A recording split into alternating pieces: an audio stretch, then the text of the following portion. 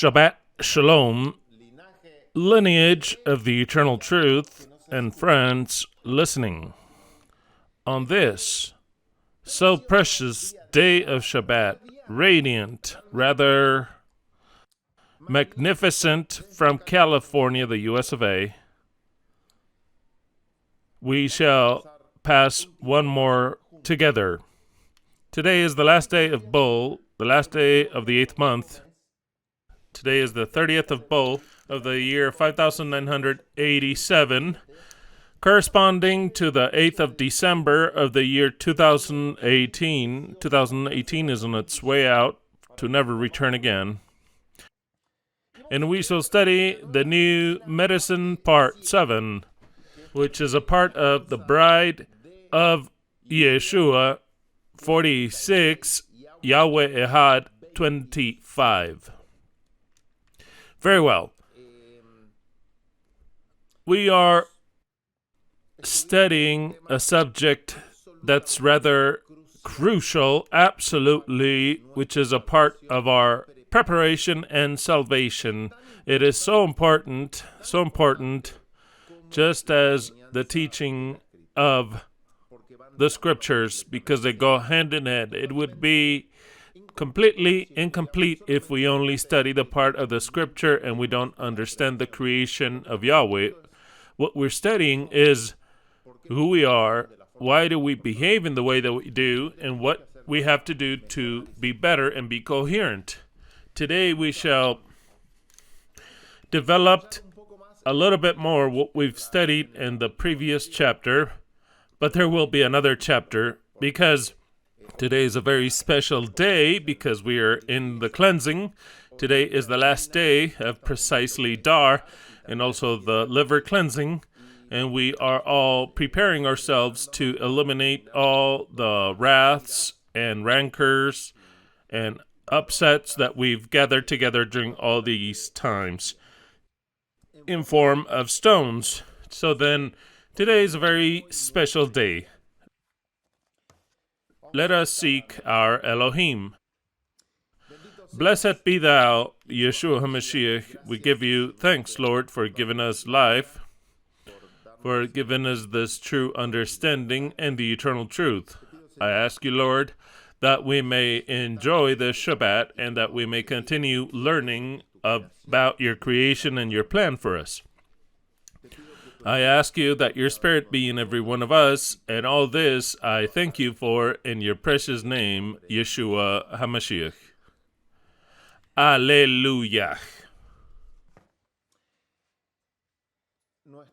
Our Elohim has blessed with one more year of life the following members of the eternal truth: Aura Selenia Juarez, Nicaragua; Alexander Cordero, the Dominican Republic; Araceli Rodriguez, Mexico; Jessica Patricia Ortiz Calderon, Colombia; Miguel Ángel Casillas Aceves, Mexico; Gilbany Sarale Calderon, the Dominican Republic;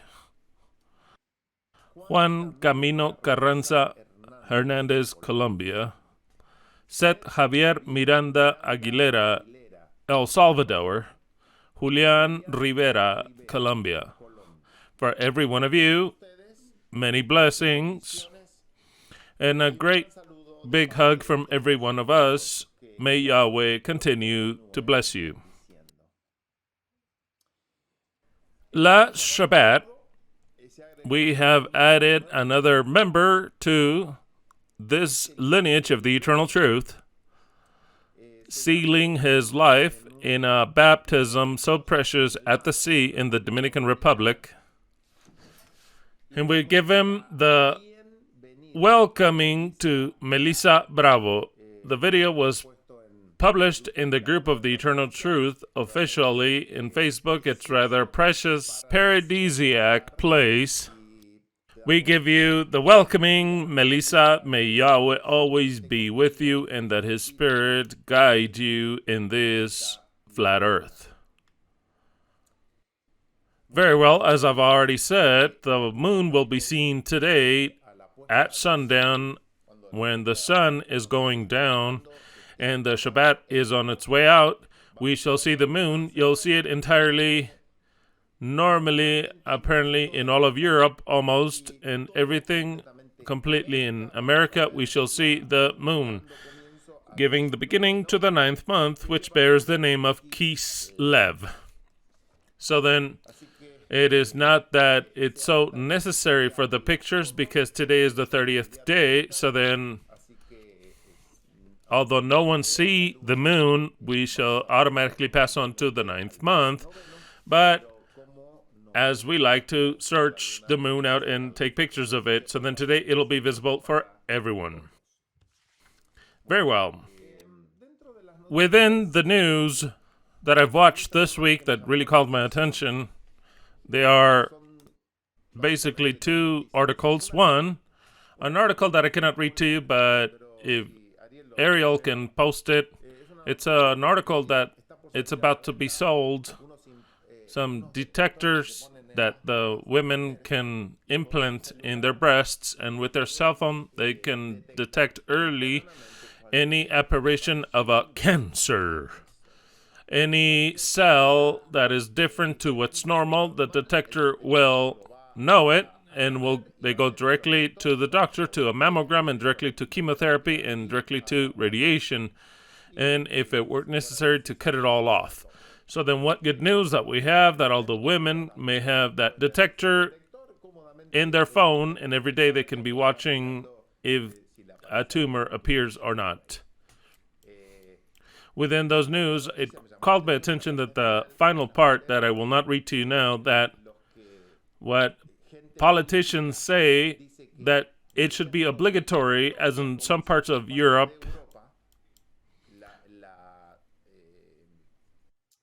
to go get mammograms, but the people are not really careful, and they don't do their mammograms, so then when medicine catch them, it's way too late. Imagine, I found the news very interesting, very well, and the second article that I saw, the high expectations that Mexico has due to their new president that's so desired, López Obrador. It really called my attention, some videos that I watched. Over in the Zócalo, a place where I've been personally, I went to the cathedral, everywhere, and that's such a beautiful plaza, so special in the city of Mexico. There were some ceremonies held that, wow. Actually, they left me perplexed, because they initiated the Mexican president with Indian rituals. I mean, I'm talking about absolutely dedicated to our greatest known enemy, whose name is Azazel.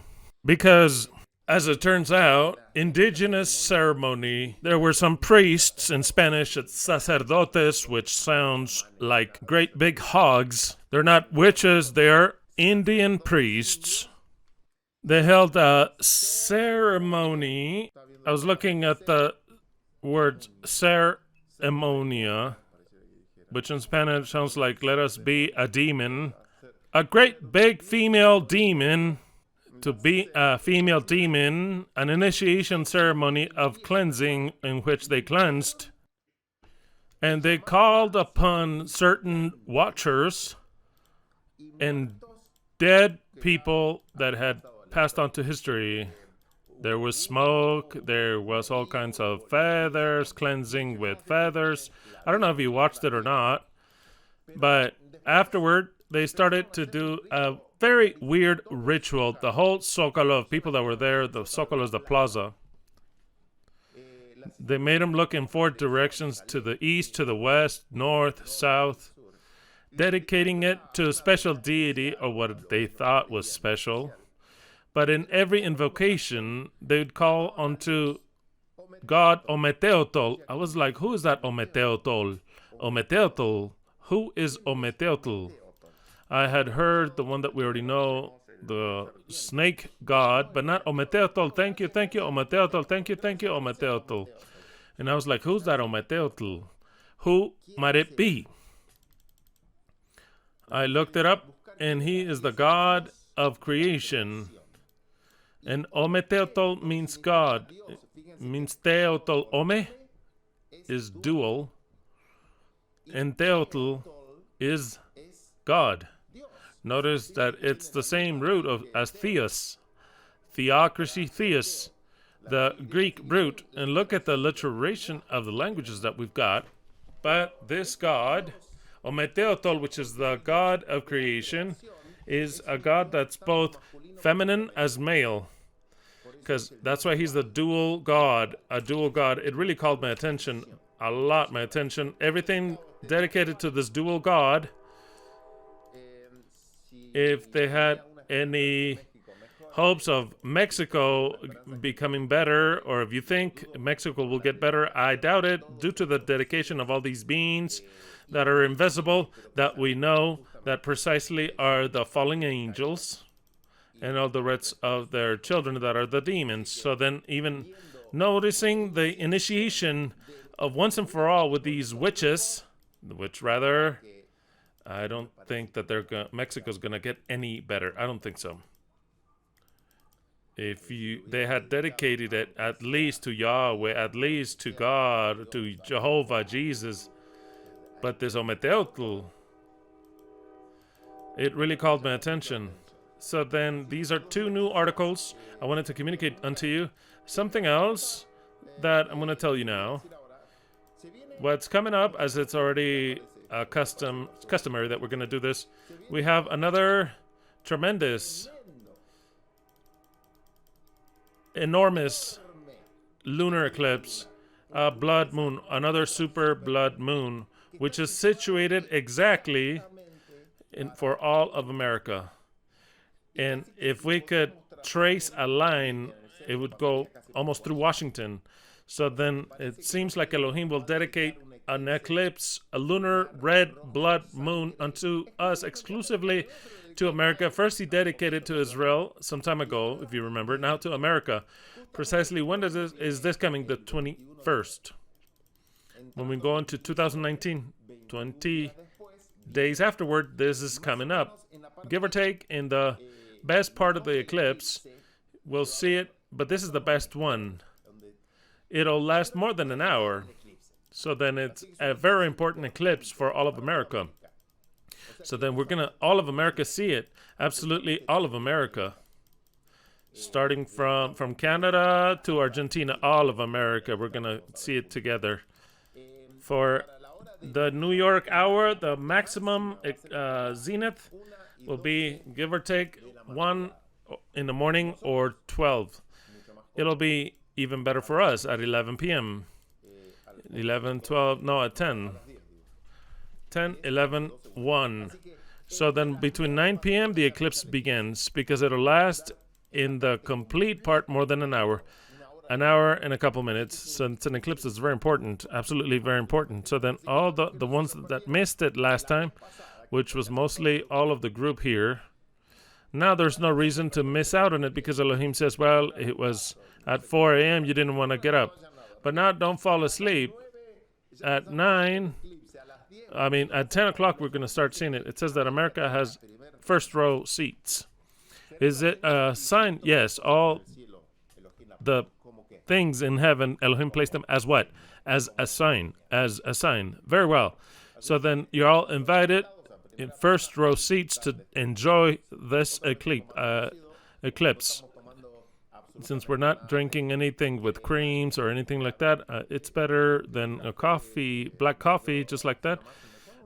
Some mate, just like that. A blonde mate. Very well then. This whole series, could I have placed the new Germanic medicine in its own separate series? Of course I could, but I didn't want to, because the new medicine is part of Yahweh, and you'll understand this in the following subject. The following subject, I'll reveal certain important things, which is what I believe. And the most important thing, it is my opinion of what I believe in. It is so important and related, the new Germanic medicine with Yahweh, Yahweh Creator, Yahweh Ekhad, Shemah Israel, Yahweh Eloheinu, Yahweh Ekhad. Listen, O Israel, Yahweh our Elohim, Yahweh is one. Anything that is new medicine is related with evolution, with the spirits, not because Hammer is related to the spirits, but rather all who follow the new medicine, no one follows it based on creationism, but rather evolution. And when we go to evolution, we forget about a creator and we go elsewhere. That's why it's so dangerous, this is. And the Lord has given us the opportunity of understanding this new medicine and the creationist aspect. And for me, that is something that's unique. You will not find no ministry out there that talks about new medicine and about Yahweh directly. No. They always have some evolution, because Hammer said so, because Hammer's followers said so in that way. So then, it's a privilege for us to study it from this point of view and from none other. I have questions of yours, and some I will answer now, specifically with one, but first I have to advise. Disclaimer, I'm not a doctor, I'm not a specialist in anything, I don't have a title in anything, I cannot diagnose, I cannot do absolutely nothing. Everything that I say is outside of what is the legal sense. Anything that I say has to be taken as just for entertainment purposes. Do not stop going to the doctor, do not stop getting your diagnosis and your necessary treatment. Every time something hurts, go directly to someone official by the government that says what you have to take and what you have to do. Obviously, you have to understand that clearly. This is just something per se, as if to say a type of comedic satire. Listen to me, but if you have anything, then listen to a professional. Which professional is by the government of Zion. That is why it's a pro-Zion. Go to someone pro-Zion that will tell you what exactly you have to do and what to take. But if you want to listen to me, then we move on forward. Hosea 4:6-9 says, "My people perish due to lack of true knowledge. For you have rejected the true knowledge, therefore I will reject you from my priesthood or group of Kohen. For you have forgotten the law of your Elohim." And precisely all who teach new medicine, what do they forget about? The law of Elohim. "Also I shall forget about your children." So then if the parents forget about the law of Elohim, what does Elohim do with the children of those fathers? He forgets about them. And then you have all the problems of them upon their children. The more they are, the more they sin against me. They have changed their glory for the ignominy, for shame. They feed upon the sin of my people. All these priests, doctors, feed on the sin of my people, says Yahweh, and they look forward to their guilt. But it'll happen to the people just as the priest. I will take account of their doings, and I will pay them according to their actions. Here, notice about something that's very clear. It says, Yahweh is condemning the priest. We do agree with that, right? The people say that due to their ignorance, they will be condemned and they will die. But the central message is for those who lead the people. But notice something that's clear. Although Yahweh is saying that the people make mistakes because the priests give them lies, does not leave without guilt the people. It says, but the people, the one that is ignorant, the one that has been fooled, it shall happen upon them just as the priest, just as the deceiver. I will take account of their doings, and I will pay them according to their actions. In other words, As we've been seeing this in the previous chapters, we're in the best time in the history of the earth, in the best thing that could have happened to us. And anything that's worst of what could have happened to us is the best thing that could have happened. And the worst thing that happens to me now is the best thing that happens to me now. For what reason? Because anything that happens to me is for me to learn. In order for me to learn, we cannot learn if nothing happens of what needs to happen to us. For example, how can we practice forgiveness if nobody offends us? If you live in a heaven where nobody offends you ever, where everything is perfect, where you had a father and a mother that were perfect, where if you went to school, if there was a school, you went to school, you had the best teachers, then you got married and you had the best wife or husband, perfect. Then you had the best children, perfect. And it's all perfect. How can that person learn to forgive? Who will they forgive? In the moment in which they change her to a different place and they do the very least thing, they will not even know what to do. And the only thing that they will do is to have a terrible hate, because they know not what it is for people to do wrong to them. So then, we're in that same situation. Why do people offend us? Because we've got to learn to forgive. Why do horrible things happen to us? Because we've got to learn. So then, when we talk about the established medicine, which is the worst one that exists, that poisons people, that kills people, that instead of solving the problems, they augment them to the point of ending their life. These are the priests that look forward to the guilt or the sin or the sickness of the people. Now, the people is not immune to this, because a person that does not want to actually look for more truth than that which the doctor talks to them about is just as guilty as the doctor. If you go to a relative of yours that has cancer, that you already know what it means. In fact, you perfectly know what conflict they have, and you perfectly well know that the medicine will not solve anything, because the conflict, when they don't solve it, even if they take the cancer out, the conflict will continue to come out. In the medicine, the only thing that they will do is to give them more fear, to have other types of conflicts and other cancers in other places. You knowing all this, you observe it, and you go and tell them, look, I've got a better way. No, I could care less what you've got to tell me. I believe in the system, and it's the best thing. I have a medical insurance, which is the best thing. And what are you going to tell me with your charlatanry and your witchcraft? I don't want anything of that. So then the situation is, if the whole medical system of today would change to the new medicine, all of them, overnight, they eliminate radiation, chemotherapy, all the doctors all of a sudden know the 5 biological laws to perfection. Do you think that that would help to change the people? No, not in the very least. The people will continue exactly the same way. Why? Because the root of the whole problem is ignorance. When we are ignorant, if we don't want to know anything about what we're comfortable knowing, then we deserve to die in the way that we die. Period. That's it. It's over.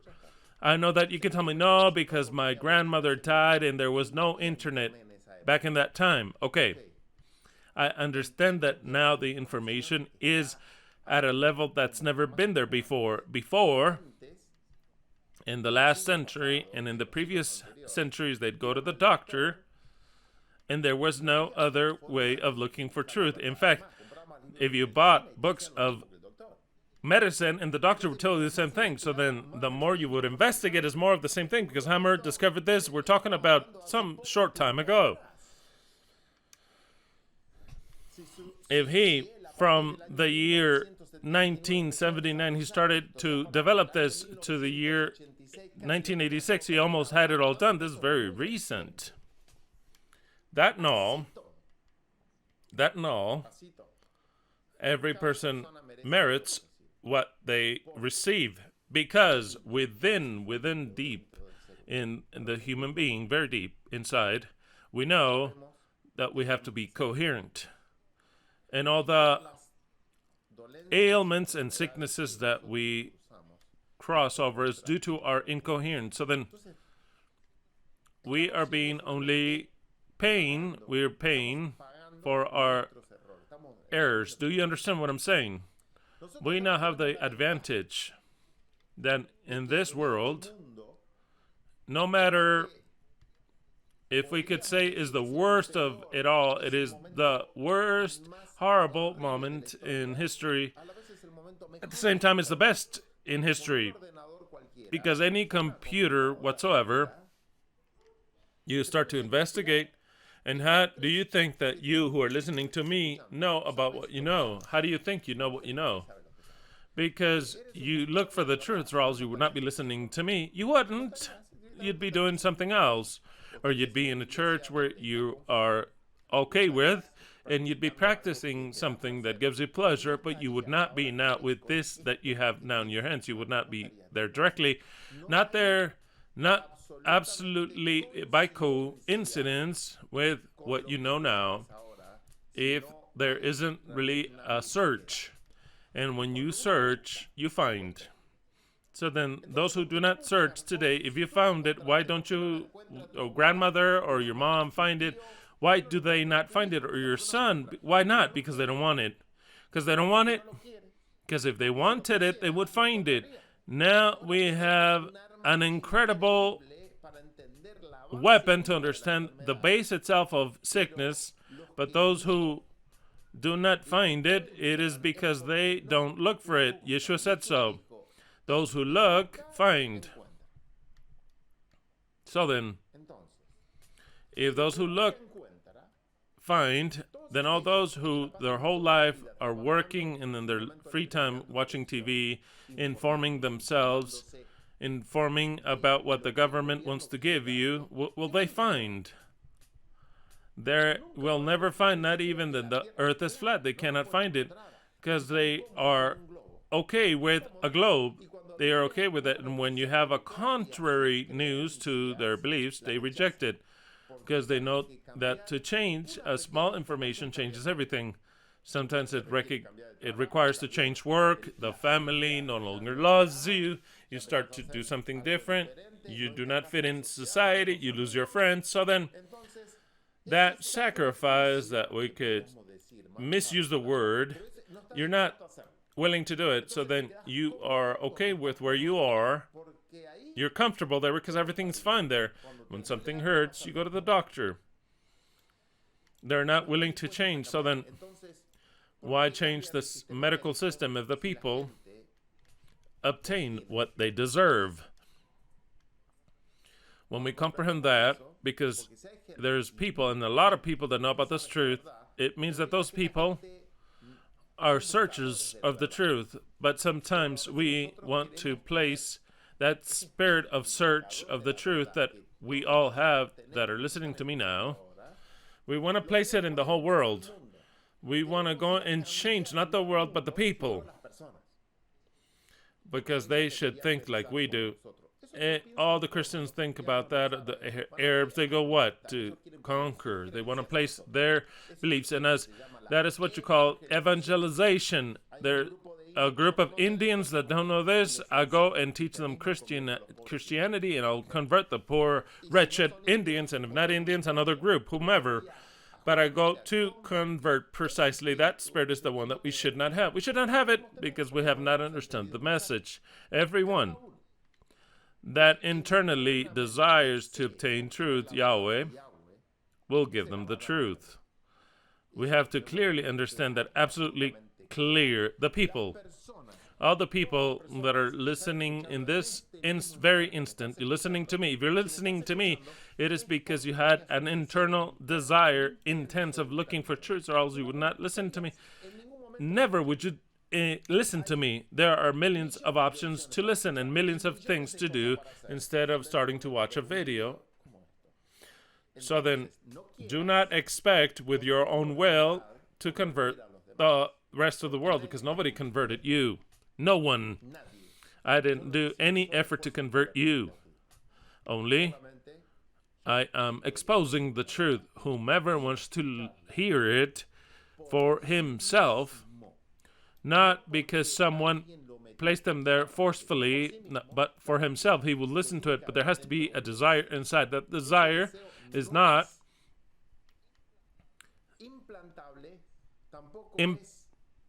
plantable or contagious. It is an internal desire of every person. We desire to have a virus that is contagious to desire. It doesn't work that way. Elohim does not do it in that way. Very well. So then, they asked me a question that I will now answer, but first we go to Mark 16:18, the New Living Translation. Anyone could say the same thing. It reads as follows. I'll clarify, this chapter and this part are in doubt because many manuscripts, it's not there. So then this part is in doubt, but it doesn't matter if it's in doubt or not. It is in your Bibles, and I'll read it. They may take serpents in the hands without anything happening to them. And if they drink something that's poisonous, it will not hurt them. They will place their hands upon the sick, and they will heal. Well, these three concepts of taking serpents in their hands, many religious groups, they practice that, and every now and then, a couple of them die because they practice in their sermons. They say, here is the proof, and they grab a poisonous snake, and sometimes they get stung. A little bit ago, about 2 months ago, there was a pastor that died that way because he was stung by the serpent. There's the two. It's accepted to say stung or bitten. The serpent bit them in their neck, and they died in seconds. We do agree, right? They misapply this. Of course, the doctor says I have to have power of Yahweh, so then I have to do this. And if they drink something poisonous, it will not hurt them. That is a test that they're not doing so often. They should I'll take this poison. I have the power of Yahweh. It should not kill them, but it would kill them because they're misapplying this. And here's the last one. They will place their hands upon the sick, and they will heal. How much truth is there in this? Very well. In the hands, we have a lot of power. In the hands, we have an incredible power. It is the part of our body exteriorly that has the most power. How can we apply that power? Well, the question is, be careful how you apply that power. That is the question, because knowing that there is power in the hands, precisely Azazel will do all his projects that we use this wrong. We do agree this, right? So we misuse this, right? I personally believe that we all have power in the hands to heal. Now, they asked me over some techniques, and I will mention some. For example, Chinese medicine, Qigong, medicine from China, yoga, Reiki, Sama,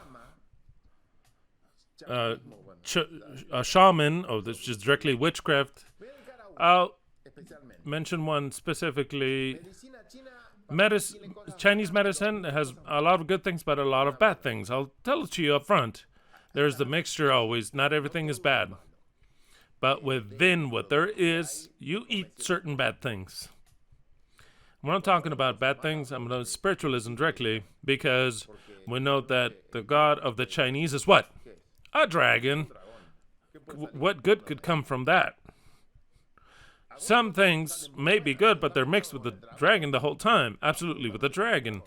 Yoga. Deep meditation. Am I against that? No. It is magnificent.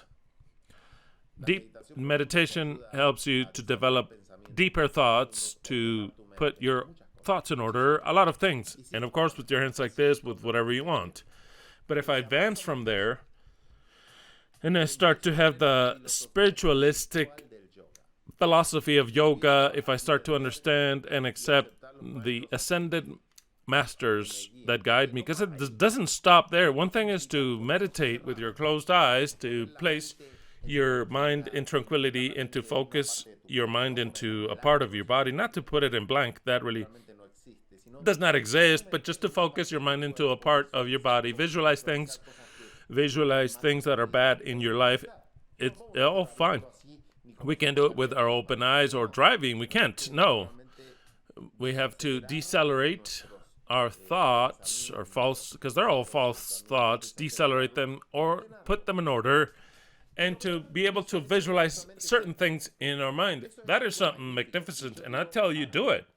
Now, if you like what I've just said from yoga, you start with that, and you continue on to a different level, and you find the connection with the ascended masters, that you have to find the power, the light of someone that comes to your life, then already, right there, is where what is bad comes, because they're all mixed, what's bad and what's good. The yoga exercises are fantastic. There's no other word for it.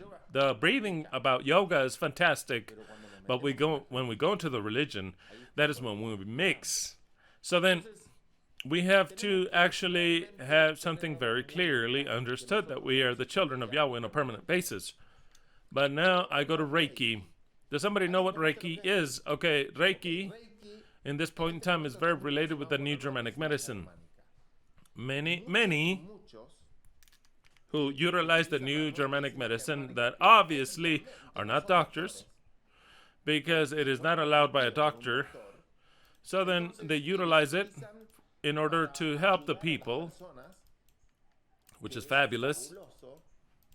They advance to another level. They say, I'm going to help them, and now I want to learn other things. Since I've learned Germanic medicine, I want to learn biological decoding, which I find fabulous, as long as it does not contradict the Germanic medicine. But they want to advance and go deeper to help the people even more. So then, Reiki. What is Reiki?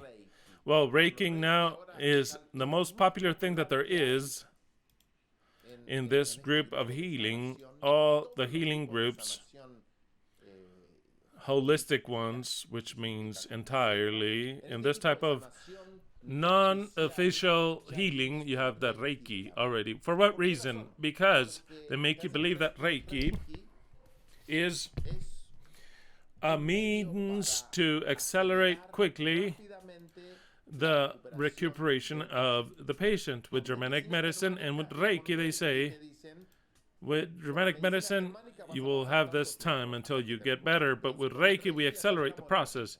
And what is Reiki? Well, with Reiki, we've got to go back to a Japanese man, which I cannot remember his, nor do I care about, but I studied everything. But I'm not going to speak just without any true knowledge or cause. I will speak with true knowledge and cause. In fact, I studied the techniques. And I'll give you something, give or take, a Japanese guy that comes from the ninjas and the samurai, thing that they will not tell you because they don't even know sometimes. There was a day that he was very sick, and he had a lot of ailments, and he went to a mountain to die. And he said, I'm going to be 21 years here until I die. And so then he was 21 days fasting, and he put 25 petals of sunflowers to take out the petals of the flower for each day that he decided to take. He said, whether I believe them or not, I'm going to tell you the stories. He had discovered in some secret books a technique to heal with the hands that was very powerful. He needed certain things in the technique. He learned the technique, and it didn't work. He learned everything that he had to do, and it didn't work. So then he went to go meditate. He was sick. He needed it. He went to go meditate to see with the Godhead what he could connect with in 21 days, because he was sick, and that which he saw in secret books, it didn't work. Secret books. Very well. And so then 21 days pass, and in the 21st day, he says he discovered a light from heaven that came to his third eye here. And he received the illumination and the secret codes to apply this that he had read in the books. And in that point in time, he received a power so strong that he was cured from everything. And when he came down, he would cure anyone he saw. he had miracles once and for all. Just walking, something hurt it, blah, right there. And he would cure them. And something hurt there, and blah, he cured them. And another one with the hands, it was healthy again. Because he had to receive the power and the secret. The guy locks himself up in a place, the story says, and he teaches his technique to another guy. But I think that 4 years from that, the guy dies. It was already suspicious, right? A very good technique, and he dies at 4 years. What did he die from? Nobody knows. Some say that no, that the supreme power ascended him because the supreme power is always there, and other people say that they killed him. It says that his disciple finds other disciples, and among those, an American lady, Japanese American, that precisely she goes. This all happens in 1900. Okay, almost getting to the Second World War. So then there was a Japanese American. In other words, she's Japanese, but she speaks English because she lived here some time, and she learns the technique. With those disciples, he develops it, and he brings it to the USA, the Reiki, and then from there, it expands to the whole world. It is everywhere. Reiki, Reiki, Reiki. Reiki, they say that it means the word Reik, which is universal, and Ki, which is power, or backwards, I could care less if it's the same or the way, but it's universal power. Universal power. So then they use universal power. They will tell you, and be very careful. I'm telling you, you do whatever you want. In the end of it all, if you want to fill yourself with spiritual entities, you can do so. You can do whatever you want with your life. But Reiki is based, they tell you, not in religion. They say you could be Christian, you could be Buddhist, you could be Muslim, it could be atheist. Don't you worry. Here, if you think, they say, if you believe in Jesus, then use Jesus. So then one says, okay, then this is good. I even got interested in it for what they say. And they say, we're going to teach you a power that's it's in nature, and you can use it with your hands. It's all interesting. There are 3 levels of Reiki. Level 1, we're going to teach you to heal things in the body. Level 2, we're going to teach you to use that level 2, the distance. So then from us, there's no distance. I could be healing here, a person in China. Same thing whether if I am here or in China. This project, I projected here in level 3. Already, you get to mastery with more power, and then you've got a grandmaster. A grandmaster of Reiki, and every person has their mastery of Reiki. It becomes very simple. You can do this in a very little time. Just imagine, and the people say, I'm a better person, more happy because they do Reiki. Okay, I explained to you what the technique says. It begins very well. It says you have to repeat some things to, like today, I'm not going to get angry. I'm going to feel happy. I'm not going to envy anyone. And for today, and blah, blah, blah. It's 5 things like that. And you say, oh, this is great. I find this great. I find this great. And they teach you for today because we know we're sinners, and then someday we'll get angry. So then we propose to do this for the day of today. So then they teach you for 21 days, you have to eat a whole bunch of vegetables, a special diet for 21 days while you are doing the techniques. And a master, in order to get to level 1, he will teach you some secret symbols. This is where the secret symbols begin, which the original master received. In the last day, all those symbols that weren't working, as long as you don't have those symbols. So then, it works as follows. I'm telling you how Reiki is strictly, because I know that you're asking me, because a lot of people, they start to see everything and they say, oh, quickly they get to all this garbage. So then Reiki works as follows. There is a force that I cannot concentrate it as long as I have not a tuning of my body. They say it's like radio. You can tune into a radio, and you have all the radios all over the place. We'll teach you to tune into one special station, which is where you're going to listen to the music. Okay, so then they say we're going to tune you into a special station where you will be able to channel, we already started with the weird things, channel an energy in a special signal and you'll be able to channel it to the patient. Okay, so then you become a medium. That is the word, okay? They use it. They could be Christian, no problem, you can do whatever. So then, where does this consist of? It says that you won't have power until a master, you close your eyes at the end of the first level. You close your eyes and he will make a secret symbol for you. We started with something weird, right? In that secret symbol, he would implant it in you. What do you think he's going to implant? Do you think that one of these filthy magicians implant Yeshua in you? If we know Yahweh, Yahweh says, I am alone, we don't know ascended master to implant anything in us. But they make you believe that, oh, no, that they have a symbol. So then they make a symbol in the air. I'm not going to make any symbol, don't you worry.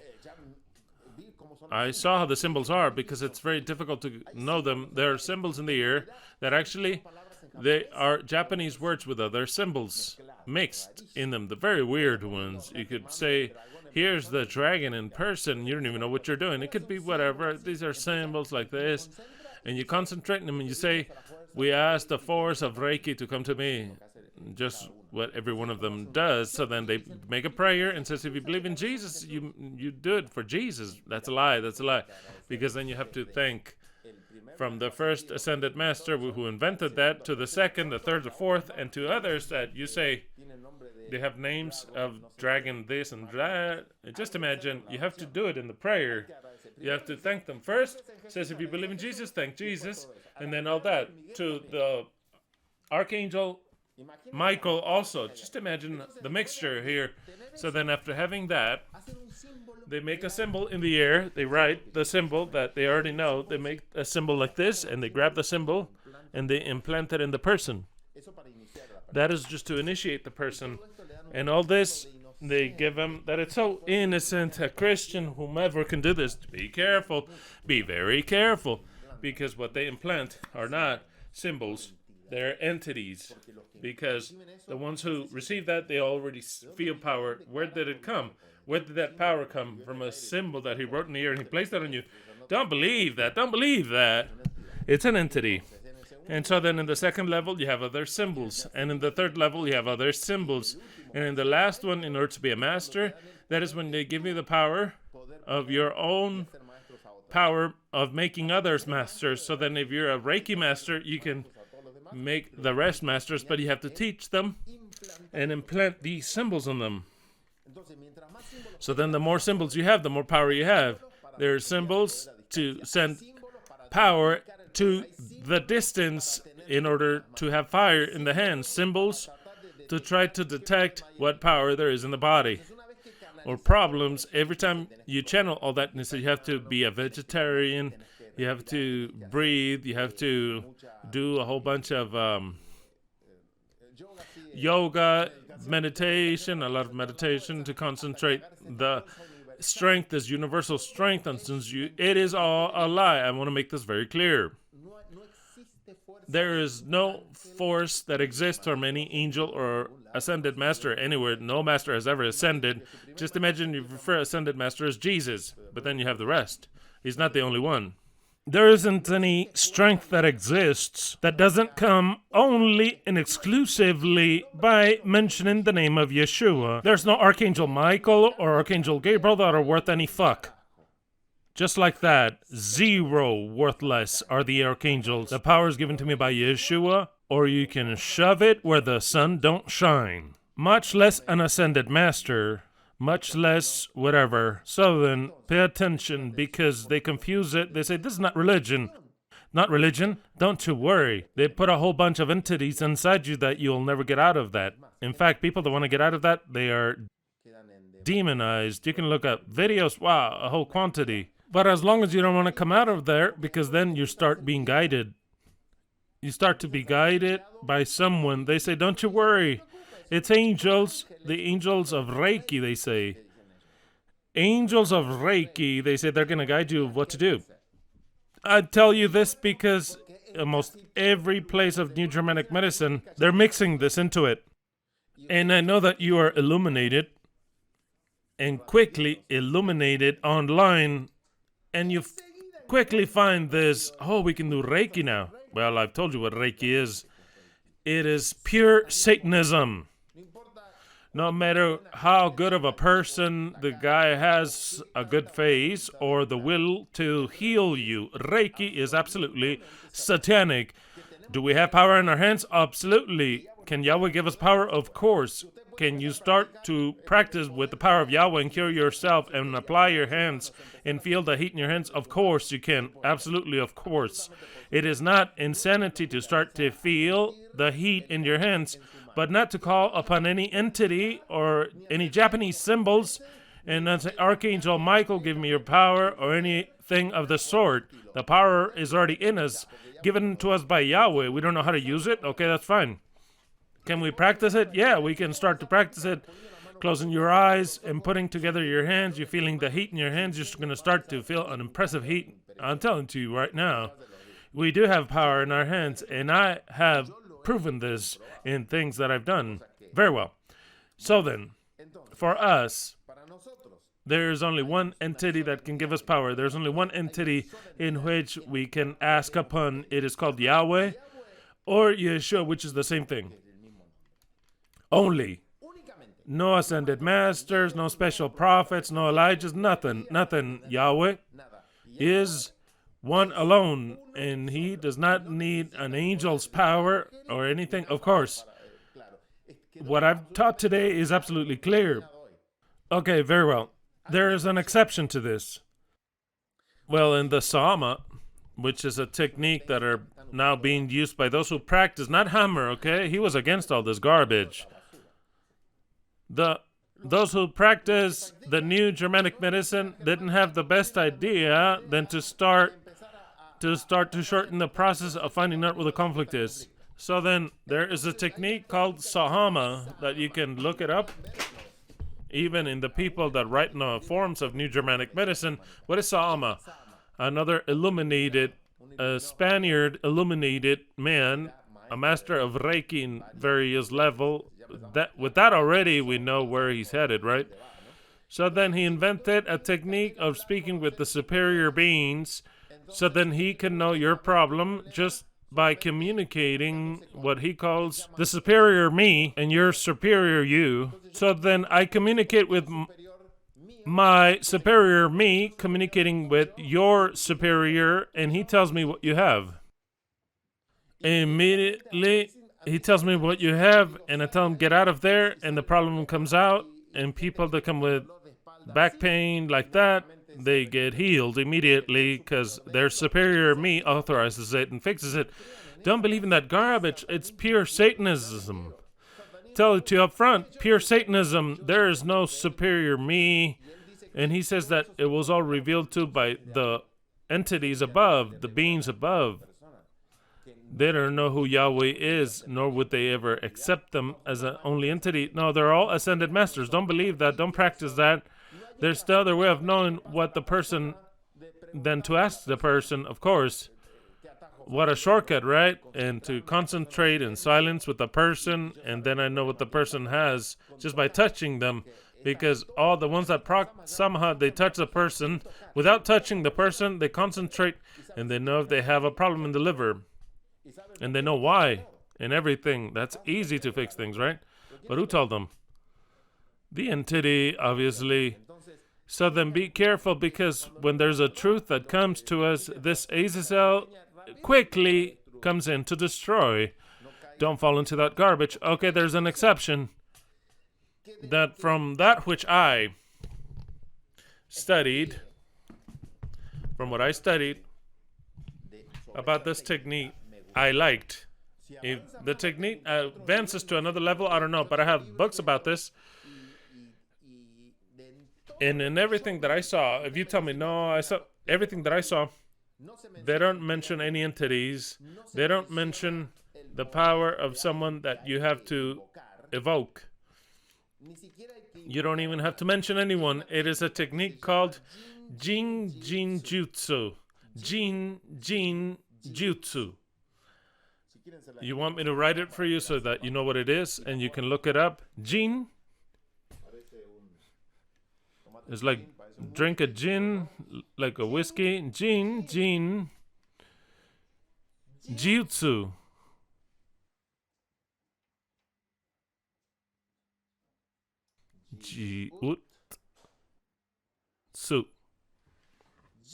Jin Shin Jutsu.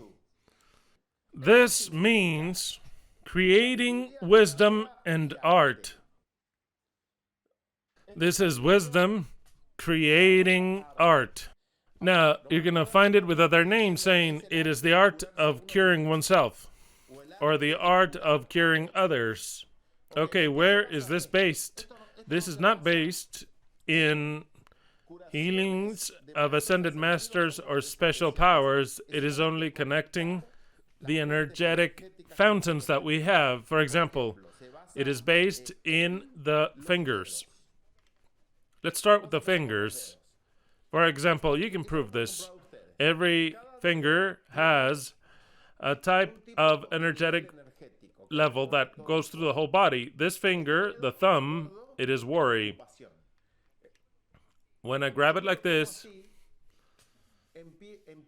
something starts to work in the body without evoking anything. You can be driving, just speaking like now.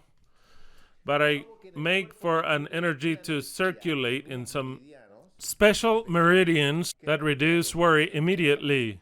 I can grab it for 10 minutes and you get, if you're worried a day, grab it for 10 minutes and you'll see how the worry leaves you. How does that work? It works without evoking anybody or any special force, without anything. It works because I am putting pressure in the body. If I am scared someday and I am scared, I grab this finger. The index, this finger, for example. I'm not teaching it for you. Look it up and you learn it for you. And if you see something weird, then tell me. I went into depth into this technique, and the only thing I saw is that in my body, it connects only. When I am angry, you have this finger, right? Okay, this finger, which is anger finger, it is actually anger. When I have anger, somebody shows me this finger, or somebody insulted me, or something happened in my house, or whatever, I grab this finger. You'll see that in 5 minutes, you don't know why, but you have no longer anger. Instead of taking it out, I grab it. Don't show the finger, just grab it. Just grab it. And you'll notice that you'll get rid of the anger even if you don't want it. It'll leave you. Exactly. Control your wrath. Grab the finger. Don't leave it loose. That's the problem. This is halfway of the problem. The other problem is to grab it. So that once you grab the finger, in less than 5 minutes, you'll see that you calm down. You don't even know why. Because you have all types of magnetic sources running through our body. And the entire time, you can even measure it. When I close something, a circuit, it calms down. So then this is the wrath finger. Don't ever forget, if I'm angry, instead of showing it, I grab it. You can alternate hands. When I am sad, very sad, I grab this finger. This finger, which the sad is the matrimony finger, the ring finger, where you have the ring. You see how they put the ring and the people are sad forever. That is, the one from the ring, that one is the one you grab, the ring finger. The one that had, when he got married, he was sad, grab that one. And when you are nervous because you feel out of place, or you're doing an effort to appear to be something that you're not, it is actually, it's very impressive. Grab the pinky. Well, that's just different. It is out of place when you're doing an effort to appear something that you're not. You're out of place. What am I doing here? And you're going to have a date and you're all nervous. If you're able or not, you grab this finger. It calms you. It calms you. And it works. Okay, every finger works in different organs. Excuse me? You were asking? The toes? Oh, a DNV appointment. If you're nervous to drive, you grab that one. This is the beginning of Jin Shin Jutsu. From there on out, they call it that there are 26, if I can't remember, 26 what they call locks,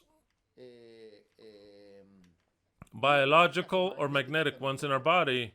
Those locks are points in our body that, for example, you have to study this on your own. For example, the only thing that you've got to do is to place the hands in two different places of the body.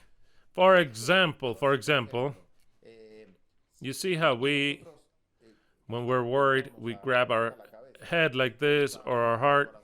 Well, naturally, or the soccer players, they're tired and they put their hands here on their waist because that's precisely to grab energy. Depending on where I place my hands, because they say that we have different strength, negative, positive, whichever of the two. But depending on where I place my hands in my body and I leave them there, it'll have a reaction in my body. It's impressive. You can lower your pressure, decelerate the heart. It's impressive. You want to sleep. So then you grab the two hands like this. You touch this part of the interior of your forehand, and for 10 minutes, and then you're so sleepy you don't even know why. And then to finish it up, you put them right here, and then you're gonna be brutally sleepy. And if you're still not sleepy, for example, a special point that you know I'm gonna teach it later.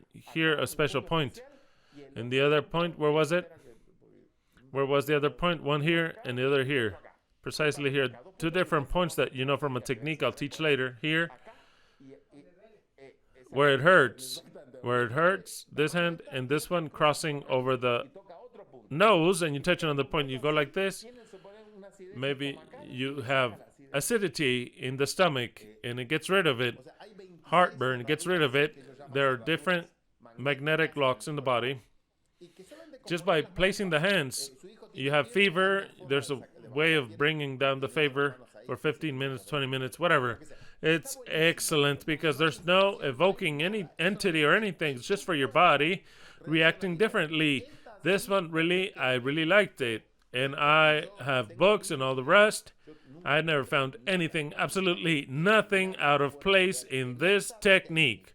So then it was invited by Shiro Murai, died in 1960. He invented this technique, which he says that is natural in every aspect. So we touch ourselves here, because it's natural, but we don't know how to utilize it or when. But when just test the finger technique. When you're very worried for something, grab the finger and you'll see that the worry leaves you. You're angry, grab this. You're talking to a person, you know you're going to get angry, grab your finger right there and you start, and that way you don't hit each other. Okay, so then there you have it to investigate if you like it or not. That is already a problem of everyone. I hope you saw this. I'm gonna delete it. Don't publish those videos. Everything that I teach you, first thing you go and publish this video. No, look it up on your own, and don't try to demonstrate what they have to see. Look it up your own, and you watch it on your own if you want to. If not, don't look for anything. Because now I'm gonna see a flood in the LVE Facebook of Ji Shinjutsu. Don't look it up. If you want to look it up, I think they're boring. The books are fantastic, but of course, you have to look them up online and all the rest, or buy them. I buy the books. But that is a technique that does not require any exterior entities, and I do believe that we have a magnetic covering and special sources, but I'm not going to teach that today. I'll teach that next Shabbat of a technique. Very well.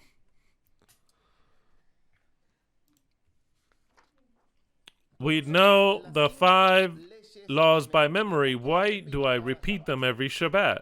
So that you remember them. Well, we know, I'm speaking for me. Maybe you don't know the laws yet. The 5 laws, the basic ones. That's why I repeat them, so that every time you listen to me, you incorporate them. The first law, which is the first cancer law, or the onco equivalent, or equivalent to cancer, has 3 criteria, and it says that every SBS, which is every sickness, starts with a DHS. Always, always. What is the DHS? It is precisely a conflict or a very acute or dramatic shock. I could say maybe something's not dramatic or acute. Sometimes it's not acute or dramatic. So then that is the level that we give to everyone. If I think that coming out of the shower, because my mom told me, my grandma told me, and they always told me that I go outside to the cold and I'll get a cold right away. There's no conflict there. Already there is a teaching that I believe, and when that happens, and all of a sudden I notice I'm in the cold, already I'm fucked. That's it, it's over. It's a cold for sure. I ulcerate everything that I have to ulcerate, and I have the flu because I believe it, because I'm saying now I get a flu. Now if I want to change that, I want to change my beliefs. And the moment that you say, oh, that's it, it's over. More than clear that you'll have it. Sometimes it's unexpected. Sometimes they're sudden, lived in solitude, without any apparent solution. The second criteria says that the contain or the color, that you already know what it is, of every DHS will determine a specific place in the brain where you have the hammer focus, and also in the specific organ. And the third criteria of the first law says that this shock or acute strike starts the SBS, which is the special program, biological program, will take place in 3 levels: psyche level, brain level, and organ level, to the end of the SBS. Very well, the second law says that every SBS, or sickness that we could call, is developed in 2 fast phases, but every time that there's a solution to the conflict, or else it'll be in a conflict. So it's biphasic. Very well, the third law says that the ontogenetic system of cancer and equivalent to cancer, what it means is that it comes from the 3 embryonic layers: the endoderm, the mesoderm, and the ectoderm. And everyone handles itself in a different way. It's something magnificent taught by Dr. Hammer. And the fourth law talks about the ontogenetic system of the microbes and microorganisms. The fifth law is the fifth essence. And here I want to read to you what I've always told you that I'm going to read to you. The fifth essence is the what for. Why is this program here? What is the reason? Well, Hammer closes one of his books in this way. I'll read it to you. It's 2 pages that I'm about to read. It reads as follows. I'm going to try to not comment, or comment in the minimum possible. It reads as follows. Words directly from Dr. Hammer. The fifth biological law of nature is actually the fifth essence. In fact, it completely turns around medicine. If every embryonic page is considered separately, you clearly see that there's a biological sense that exists, and that the considered sicknesses do not represent a mistake of nature that has to be fought, but rather every sickness is a smart event. If we stop considering the so-called sicknesses of something malign, mistakes of nature, or a punishment of God, and we understand them as a part or a phase of our special programs, biologicals and smart of nature, we'll understand the importance, the decisive importance of the biological sense that every SBS contains. For example, an adenocarcinoma in the mammary glands. In this case, the gland of the mammary glands is multiplied in the phase of active conflict. The biological sense is clearly the one of helping to lactate after an incident. That is how a greater quantity of maternal milk can be received. the organism of the body starts to solve the problems suffered. Therefore, as long as the conflict lasts, the tumor will grow and also the greater production of milk. The biological sense here is in the active conflict phase. It's in the phase of conflict active. Naturally, this process in women of the considered civilized countries is verified above all outside of the period of lactancy. If a woman suffers a mother-son conflict when she's not lactating, this type of tumor of the mammary glands grows, imitating the objective of trying to feed more milk to the child that generally is not a lactating child. What they're saying is that this takes place when the mother is not lactating and when the baby is no longer a baby. Different, for example, is the case of a conflict of liquid and water belonging to the mesoderm. Here we observe a necrosis of the tissue of the kidneys in the active phase. Instead of growing, necrosis and ulceration, and simultaneously it augments the blood pressure with the sense of compensating functionally the laceration caused by the necrosis in the renal tissue. Therefore, enough urine can be secreted. In other words, it's saying in the kidneys, when we have a conflict in the kidney, we ulcerate a part of the kidney. Therefore, by ulcerating a part of the kidney, it will no longer give us the liquid that it would give us because there's a part of the kidneys that are not working. Therefore, the body, in order to compensate for that part of the kidney that's not working, it raises the blood pressure so that there's more pressure in the part that does work of the kidney so that it secretes more water. Do you understand? Do you understand what I just said? Okay. Is what Dr. Hammer is saying, that since a part of the kidney is not working, the part does work for it to work more. How does it work more? I up the blood pressure so that it can secrete more liquid. In the reparation of the necrosis in the kidney phase, what is formed is an estroflexion, which is filled with liquid called renal cyst. In its interior, a proliferation of the cells initiates. And at the end, after 9 months, remember, 9 months, just like a pregnant woman, instead of liquid, cellular tissue that's solid has been formed with its own vascular system. The cyst, a type of cyst, adheres itself in a temporal way to the whole tissue around it. But after, in other words, the tissue around it, that's what it's saying, but afterward separated spontaneously and starts to produce urine. That's what Hammer is saying, that when the kidney is ulcerated, there is a time in which the kidney works partially, the blood pressure rises so that that partial part works well.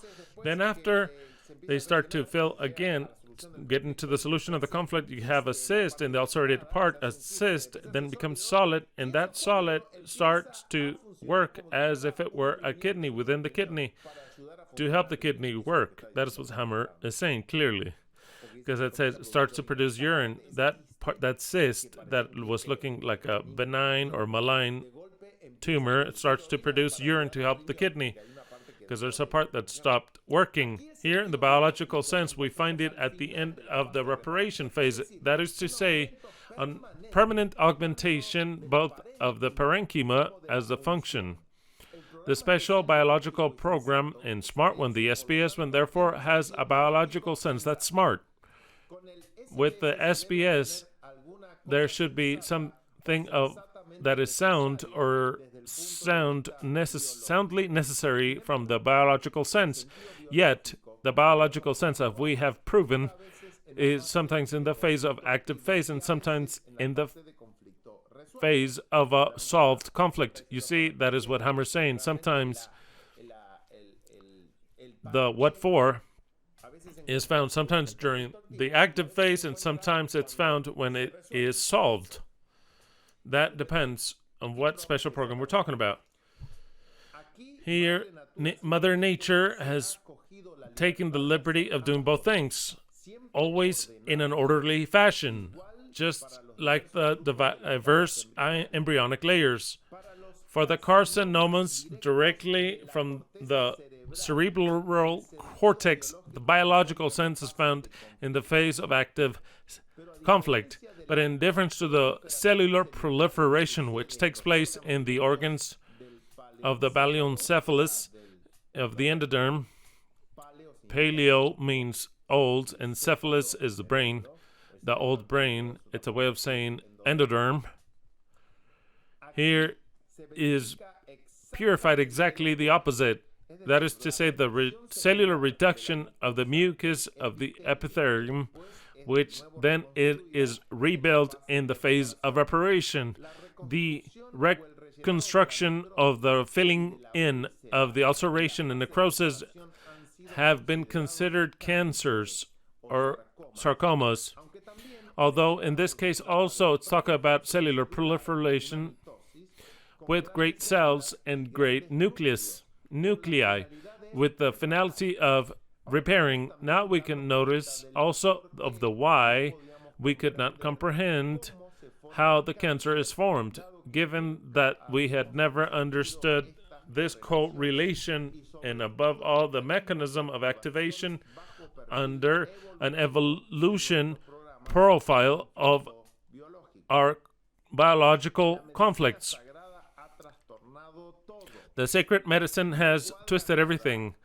Nothing makes sense except for the facts. But not just every SBS has a biological sense of its own. There's also a biological sense that is particular. In the practice, an over-sense. Also for the combination of the considered SBSs.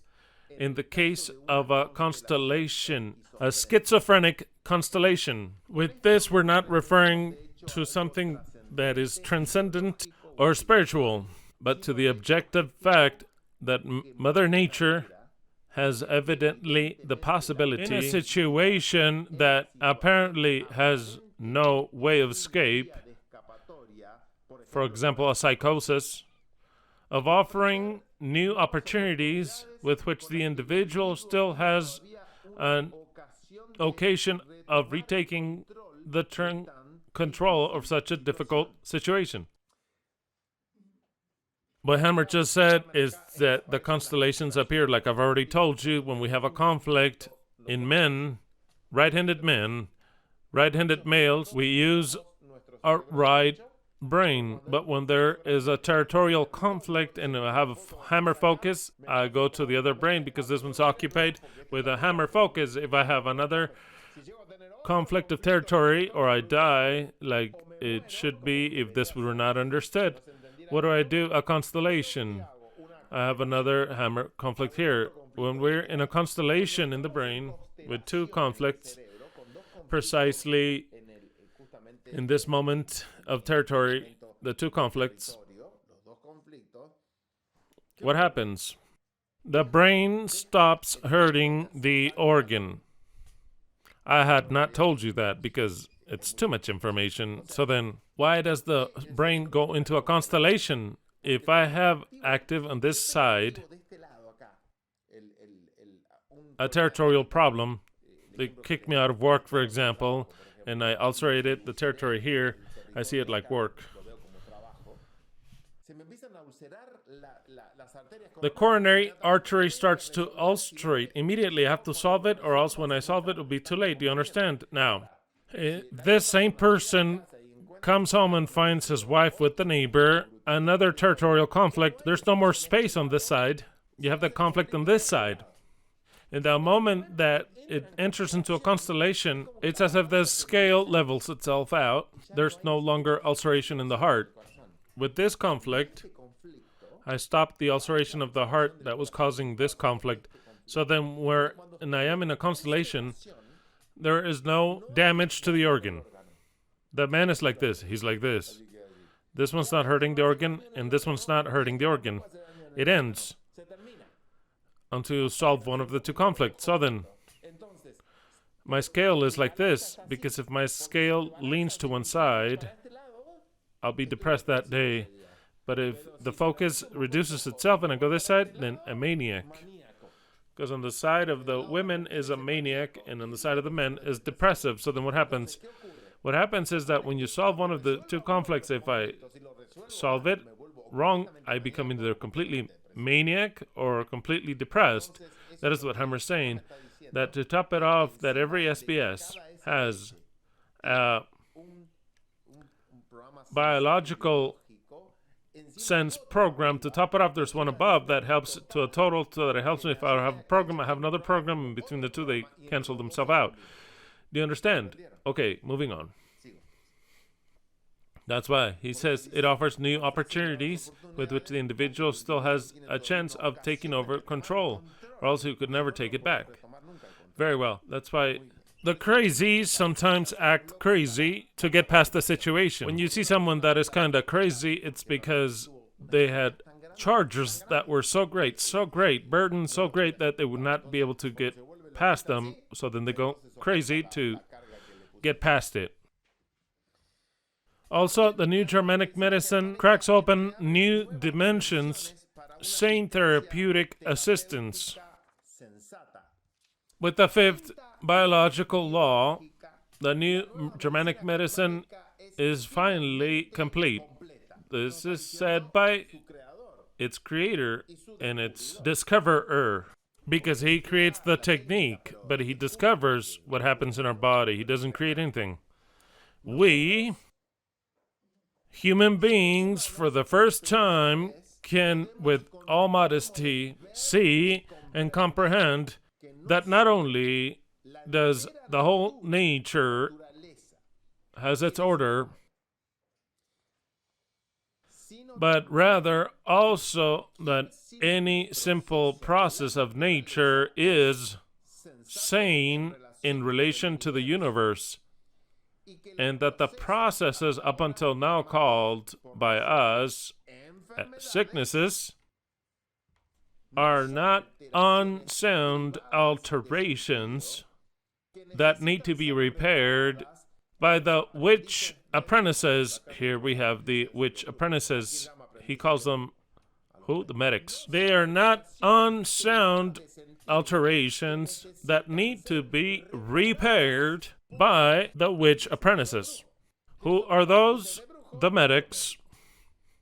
Instead, we observe, marveled, that is nothing insane, malign, or morbid. Precisely, I was watching a video yesterday about cancer, and doctors say that they don't know where it comes from. They don't know where it comes from. No matter how many conventions there is that they're growing near, they are not near about anything. They don't know why the body turns on itself and starts to precisely grow and produce abnormal cells that start to eat up your body. They say they don't know. 2018, they haven't the least idea. They haven't the least idea. And since they don't even know how to treat it. They just want to poison you. Chemotherapy, I was watching that what it does is it reduces the normal growth of our cells because our cells change on a permanent basis. It reduces that. By reducing that, it also reduces the abnormal ones, and then they take advantage to liquidate the abnormal ones. It's a disaster what they do in our body. They say themselves that it's no good. It's incredible, to tell the truth. It's incredible that in this day and age, I watch a group of people that say we don't know where it comes from. It can produce wrath, and you grab this finger. So then you look at the video, grabbing this finger. Say, poor ignorant people. If you don't grab the finger, then you say, what sons of bitches? So then it changes. So in order not to say that, oh, how angry, I would shoot them all. Before saying that, you grab this finger and say, oh, poor ignorant fools. Tell the truth. They deserve what they have. That's it. There's no wrath, no wrath. You just grab the wrath finger. Very well. It's incredible because they don't know anything. They don't know anything. I'll read on. Hammer here tells them, he calls them what? Witch apprentices. They're not even witches. The Reiki and what, those are the absolute witches. Therefore, in the new Germanic medicine, the therapy requires a good comprehension of the person. The healing of the cancer works similarly to all the rest of the considered sicknesses, of which, in this context, I cannot go into in an exhaustive way, and consists above all to avoid the patient from falling into panic, and to explain to him or her the correlations that at least he himself or herself had already had intuition of, the patient himself. Therefore, the same is distinguished in an opposite way to the habitual therapy of the considered scholastic medicine. We cannot do anything for you. A doctor saying this. Therefore, we must apply radiation. You must submit yourself to chemotherapy. Now we must give you morphine. Here we must operate by cutting deeply way into the healthy tissue. According to the criteria of the New Germanic medicine, the so-considered therapy through irradiation is in all insane. Up until now, it was about fighting the symptoms and prohibiting from the metastasis to disperse, to spread out. Chemotherapy as treatment is maybe the greatest lie of all history of medicine. Hammer's words. Torture has been invented as chemo being therapy. It's the same thing as the Inquisition. Same thing. Absolutely the same thing. The sick deserve a monument built to them. That's what Hammer says. But also a monument for being ignorant, the sick do. Chemotherapy consists in a treatment with poison for cells, which should impede the proliferation of the cells. It can be compared to an exorcism, says Hammer. I mean, it's the same thing. They say you have a demon, you have cancer, let's get him out. How? With exorcism or with chemotherapy? Same thing. And then radiation. It is naturally observed that this cellular poison attacks, first of all, the bone marrow. Afterward, the reproductive organs, which can cause the loss of fertility in a temporary way or permanent, and also sexual desires. That's another problem. Men that go to chemotherapy, after going through chemotherapy, and you get to go home, you're no longer good for sex. Forget it. Your organs are down for a long time. A long time. Since they're down for a long time and everything is down, there's no libido. Precisely, another sexual problem comes. That's where you have prostate cancer and all the rest, because precisely since you don't want to, and your wife demands it, or I say, what's going on? I'm no longer a man.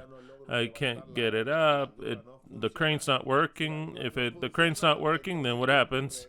As a man, I devalue myself because I have a crane. It's always fallen, and there's no hydraulic pressure. Then what good is it? Not even to live. Just like that, I'm no longer good. So then it generates another conflict, a brutal one, another one. That's the way it is the whole time. So then chemotherapy supposedly, which is complete lie, like what Hammer is saying, that it's an inquisition brutally, but let's suppose that chemotherapy helped you to eliminate what was already being eliminated naturally, but it fucked you on something else, and it'll bring you other problems. So then, and then that point I disagree with, for example, Fermin Moriano. I love him. He already died. I love what he would say, but many things I do not agree with. Because in many things he says, if the patient wants chemotherapy, you got to give it to him. Yeah, but I will never see him anymore. Were he my patient?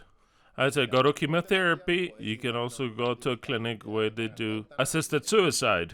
Same thing. Do whatever you want. Euthanasia, jump from a bridge, under a train, or whatever. Same thing. Or chemotherapy, but it's not telling the doctor, okay, or the patient, yes, if you think it's the best for you, I'll support you. No, I cannot support you, because that's as if I say, can you support me killing myself in the train? No, I won't. I won't do it. So then these things that Fermin, who was a great guy, but too idealist, he wanted to change every person so the world would change, and that cannot happen. And that idea that he had, he consumed himself, because Fermin Moriano, he had that idea of changing everyone and for all of us to be one. Doesn't work. Doesn't work. What we should do is change ourselves. If the rest wants to change, that is their problem. If they want to change, I will not change you at all. I can tell you what I have changed, then if it works for me or not. If you want to change or not, you will change if it works for you. That's your problem.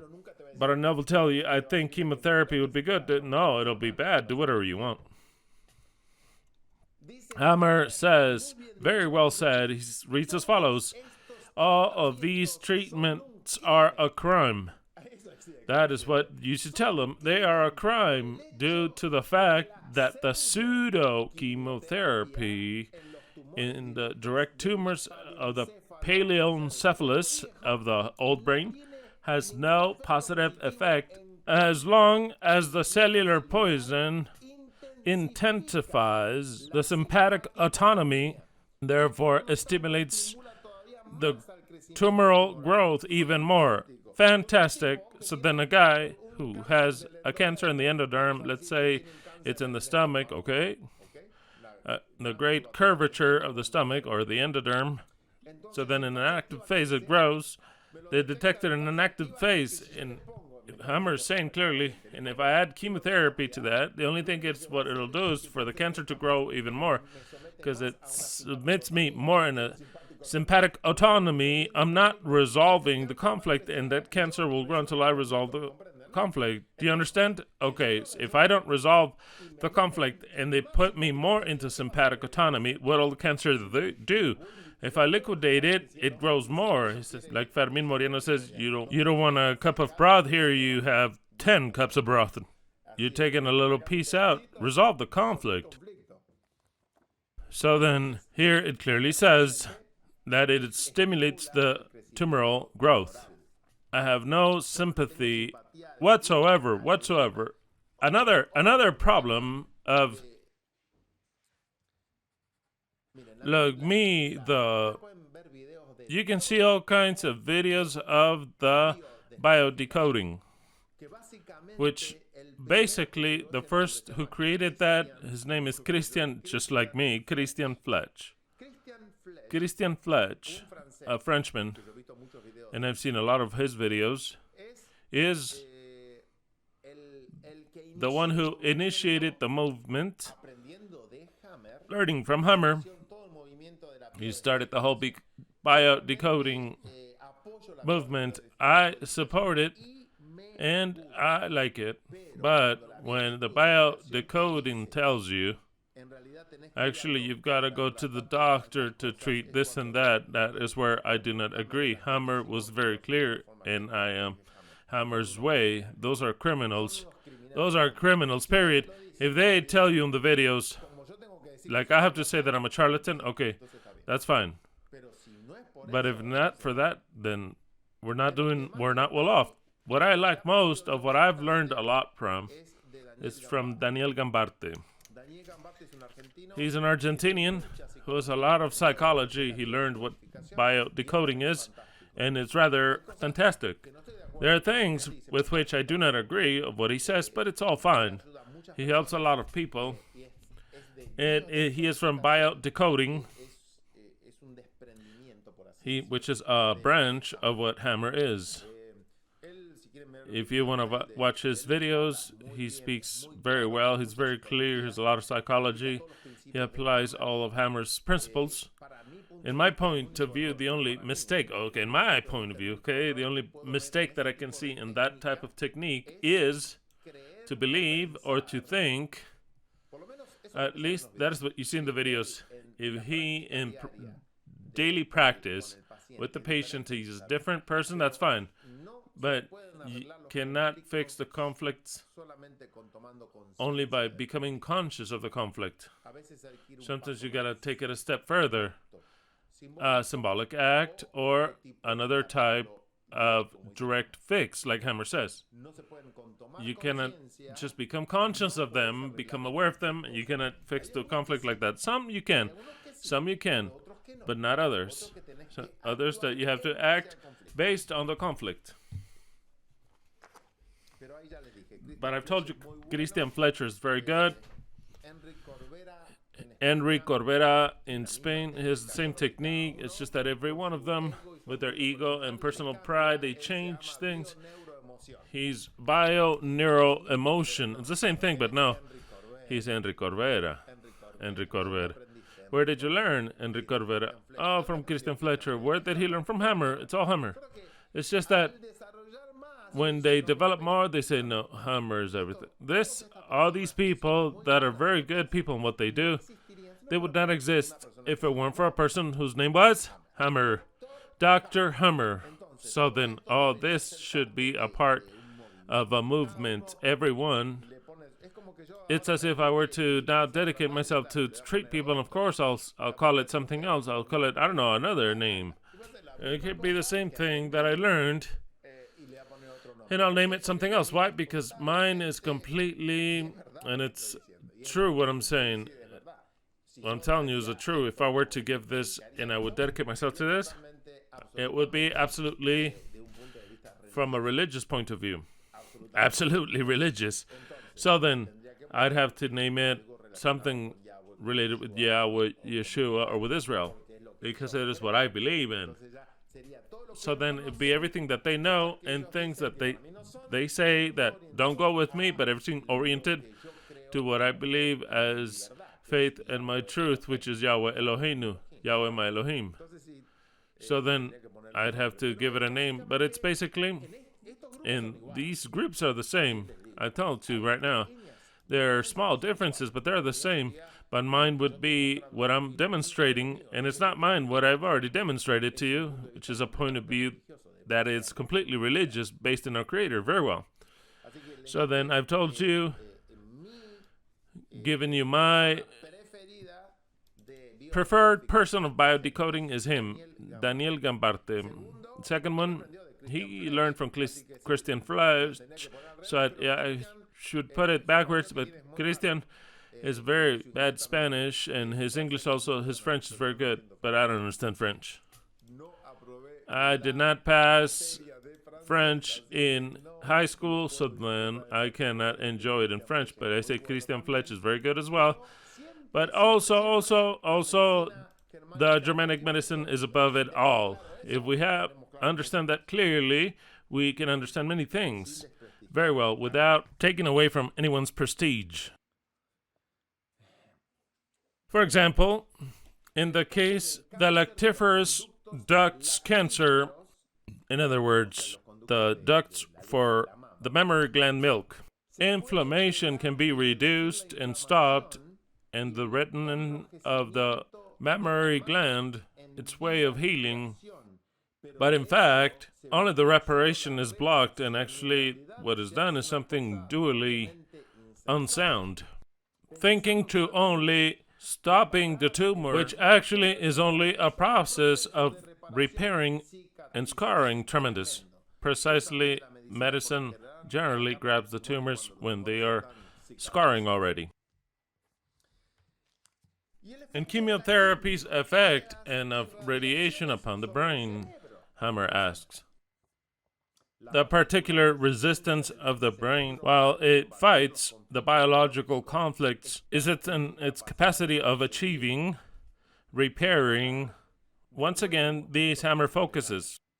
Brain does it, just like we know with the help of the edema in the phase of reparation.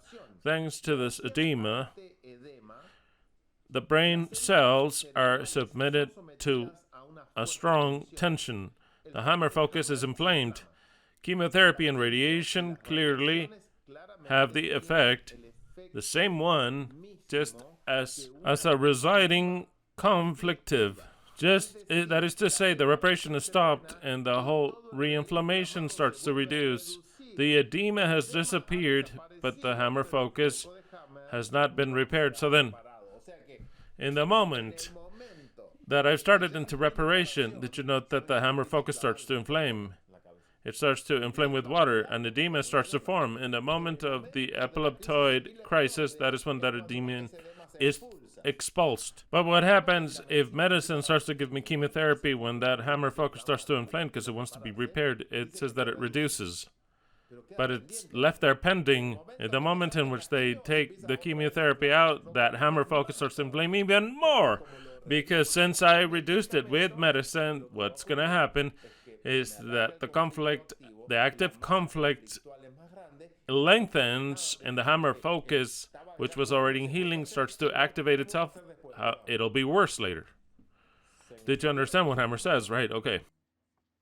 In fact, after all the application of chemotherapy or rays, the body quickly tries to retake the reparation, that is to say, to once again fill with edema the hammer focus. The synapse that holds together the nerve cells is for them to be repeatedly placed under tension, and then with the successive action of the chemotherapy or of rays, it reduces itself again. With this, at the end, it ends in a catastrophe, the feared accordion effect. So much blowing up and deflating and then again inflating. When all of a sudden you inflate it again and you don't add chemotherapy, it causes a crisis that takes you to death. Did you understand it, right? So then when should we apply chemotherapy or radiation? Never. Same thing as if to go under a train, same thing. The new Germanic medicine does not reject, in principle, the surgical interventions, none whatsoever. But these should be indicated only in the individual case and with a good sense, common sense. Hammer, it's very clear. When should you operate yourself? I'll tell you two things of what I believe that you should. When a tumor has grown with a great conflictive mass and it's obstructing something, you have to operate it. There's no turn of the page, because if something vital, we die. So then there has to be surgery there. Okay, that's clear, but not to take more than not anything else. No, not the whole intestine. No. Just operate that. In another aspect, if a woman has breast cancer, now I'm about to say something that a lot of people may take it in the wrong way. I could care less. I'll say it the way I think about it. Now, it's over. If a woman has breast cancer with a large conflictive mass, in other words, it was growing, and then afterwards that cancer is caught by medicine, and she understands all of this, but that she decides to operate, and she's operated. She should be operated only in the phase of reparation, not of growth. She has to solve the problem, and in the reparation phase, solve it. If she solves it with the active conflict, it's only going to duplicate it in another breast or wherever else. Second point. If a woman... Did you understand what I just said? Okay, if a woman had a breast cancer with a great conflictive mass, which is a big mass, not a little tiny thing, something big. If she solves it,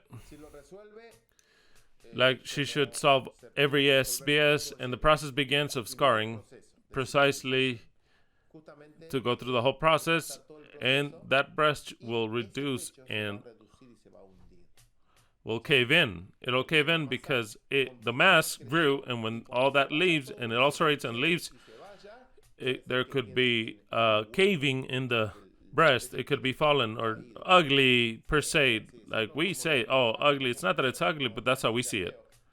That woman, the most probable thing, which is human nature, she's condemned to devaluing, because she'll look herself in the mirror and one of her breasts or her two breasts are disfigured from what they were before. Automatically, by human nature, she'll say, my husband cannot like this because this is caved in, this is horrible. Do you understand what I'm saying? What would be a sensible solution, which this is just my own opinion. You can do whatever you want. That is where silicone breast would be perfect.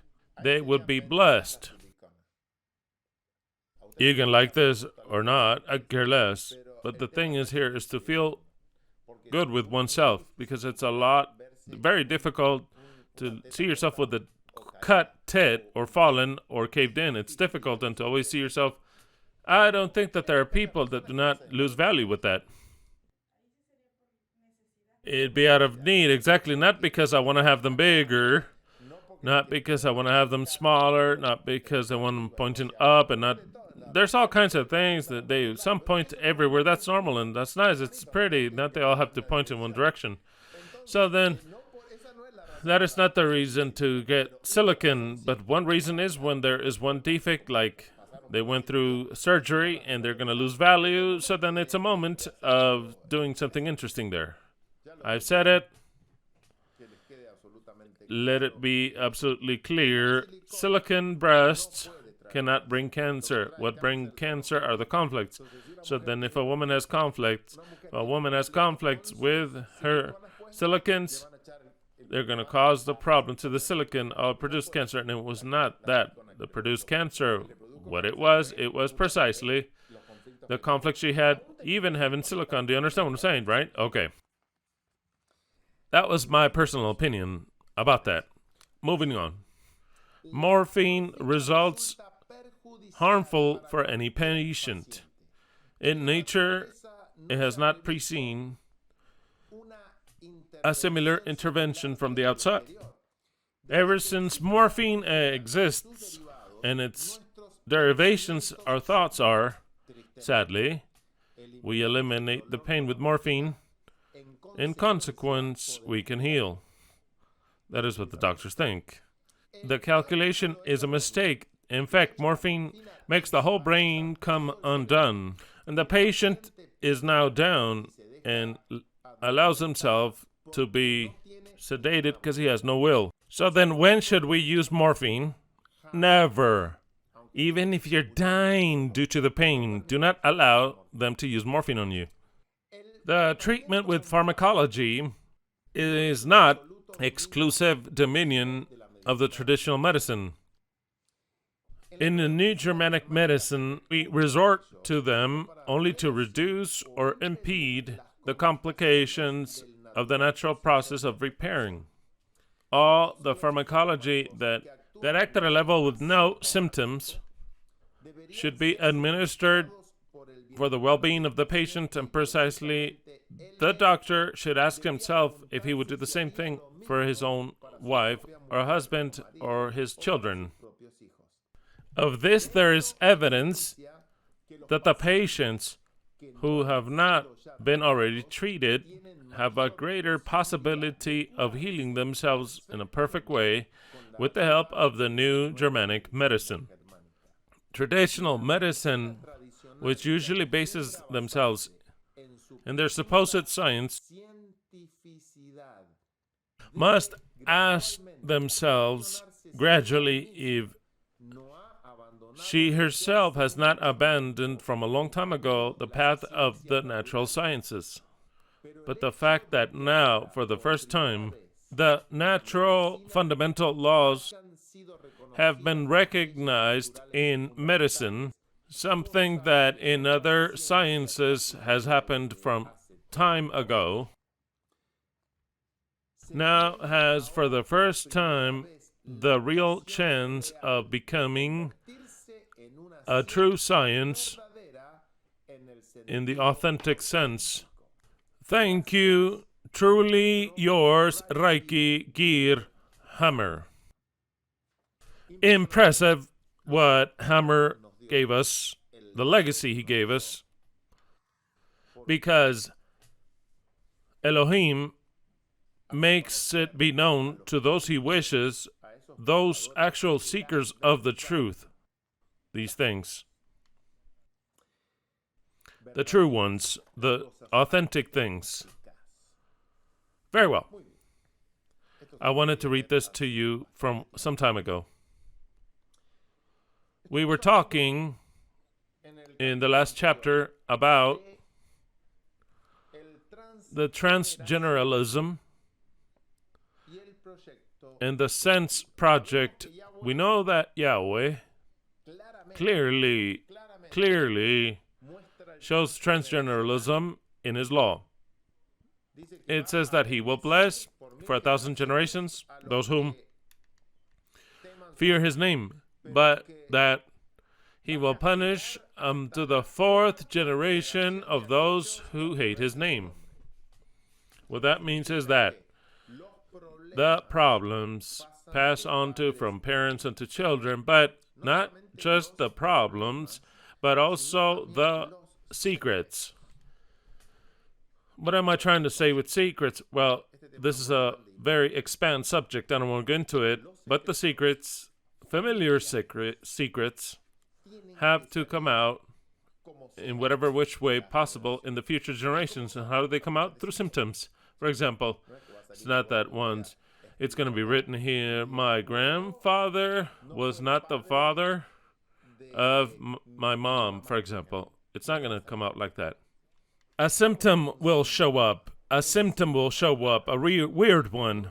And when you start to see the symptom and you pull the strength from here to there, we find with problems like that her mom is not the daughter of the one that he thinks he was. And what happened? I have the symptom. When I find, if I become conscious, the symptom leaves. How do you explain that? Every secret in the family wants to come out. If a child, you adopt him, and you never tell him that he's adopted, ever. If he does not know in his whole life, his children will know it. Or his grandchildren, because that secret, Elohim placed it that way. That secret cannot be hidden in one from the family tree. It'll reappear like a symptom. And or they're going to suffer it their whole life. And if he does not fix it, he'll pass it on to another until somebody fixes it, and that story ends. That's the way it is. Another example.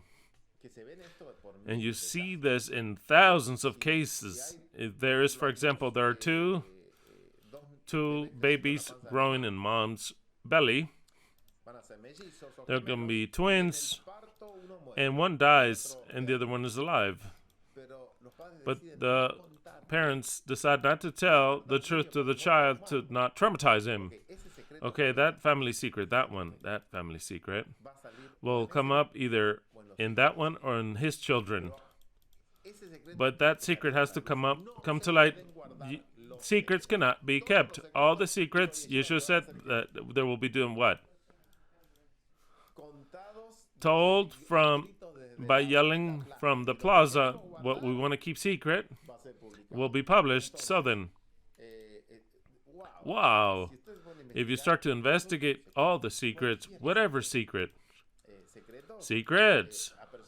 to people that, well, I don't want to tell you, but the secrets that you think that are secrets, don't think that are so secret. Don't think for a moment that they're in secret. There are cases, look at this, there are cases that in the family, while the wife was pregnant, the dad of the baby, had incestuous sex with somebody in the family, a niece or his own daughters or whatever. That child receives all the information, believe it or not, all of it. He knows it all. And knows it not at a conscious level, but at a subconscious level, something that the mother didn't even know, but the child does, because the whole part of our brain, which works with waves, the children receive that information, believe it or not, and writes it down. That child will have great problems. He will also have incest, just like that, or will have grave problems, extremely grave problems, or his children. Those secrets are not left hidden. All secrets come to light. Unless, I'm talking about secrets that the person has not fixed. Because if you have a secret sin, but you fixed it, and it's at peace with Elohim or with whatever, it's already an end. I'm talking about secrets that you want to hide. You want to hide them. Do you understand what I'm saying, right? You want to hide them. For example, a girl noticed that ever since she was a child, her first boyfriend would kiss her in secret because he was already going out with someone else. For example, going out with someone else. All the relations of the men that she would get or which life would present to her, they were all married. So then she was always having relations in secret. There was nothing official. There was no way of changing that. There's no way of changing that. She could not find a single man. They were all married. And she had to have her relation in darkness. So then she went to see a group that understands all this about biodecoding, and they found her tree, and she couldn't understand why this happened. They found the tree, and so they asked her, the mom and all that, and she knew some stories. So then they said, ask your mom the story about the grandma, something that was not said nor that she knew. She asked her mom, and the mom said, well, I'm going to give you a secret that's a family secret that we hide. This secret is that my mom, we told you that your grandpa died. They told me that my dad died when I was little. The truth is something else. The grandmother in a small town, she was left pregnant. Your wife, your grandma was from a married man. And that was such a scandal that they hid her at home because the people found out the way that happened. She couldn't go out to the street because if she did, they would laugh at her, insult her. In other times, it was very brutal. So then her mom hid her at home, and that's where she grew. And to her, which is her mom of the problem, they told her, to the mom, they told her that her dad had died when he was young, and she grew like that. And they moved to another town. But notice that secret that they had. Who receives it? The girl. The girl had relations to cure that with all types of married men. Look at what the mind is. She didn't even think about this, doesn't? When she found out about this, it says that first of all she cried, then she laughed. But afterward, a month afterward, she started to meet single men, something that she could meet before, because her subconscious would not allow her. That's something tremendous. Something tremendous. Well, knowing all of this, and there's a lot of more cases that I could explain to you, they're incredible. Well, there are cases where they discover that their dad was not their dad. And by not knowing that their dad is not their father, but they lied to him, that the mother was getting pregnant with someone else. Just imagine this, that the woman has sex with the neighbor and then tells the husband, you're my dad, or tells the husband, you left me pregnant. He never notices, has the child. Good thing that the husband was not of a different race, or else it'd be, where'd this come from?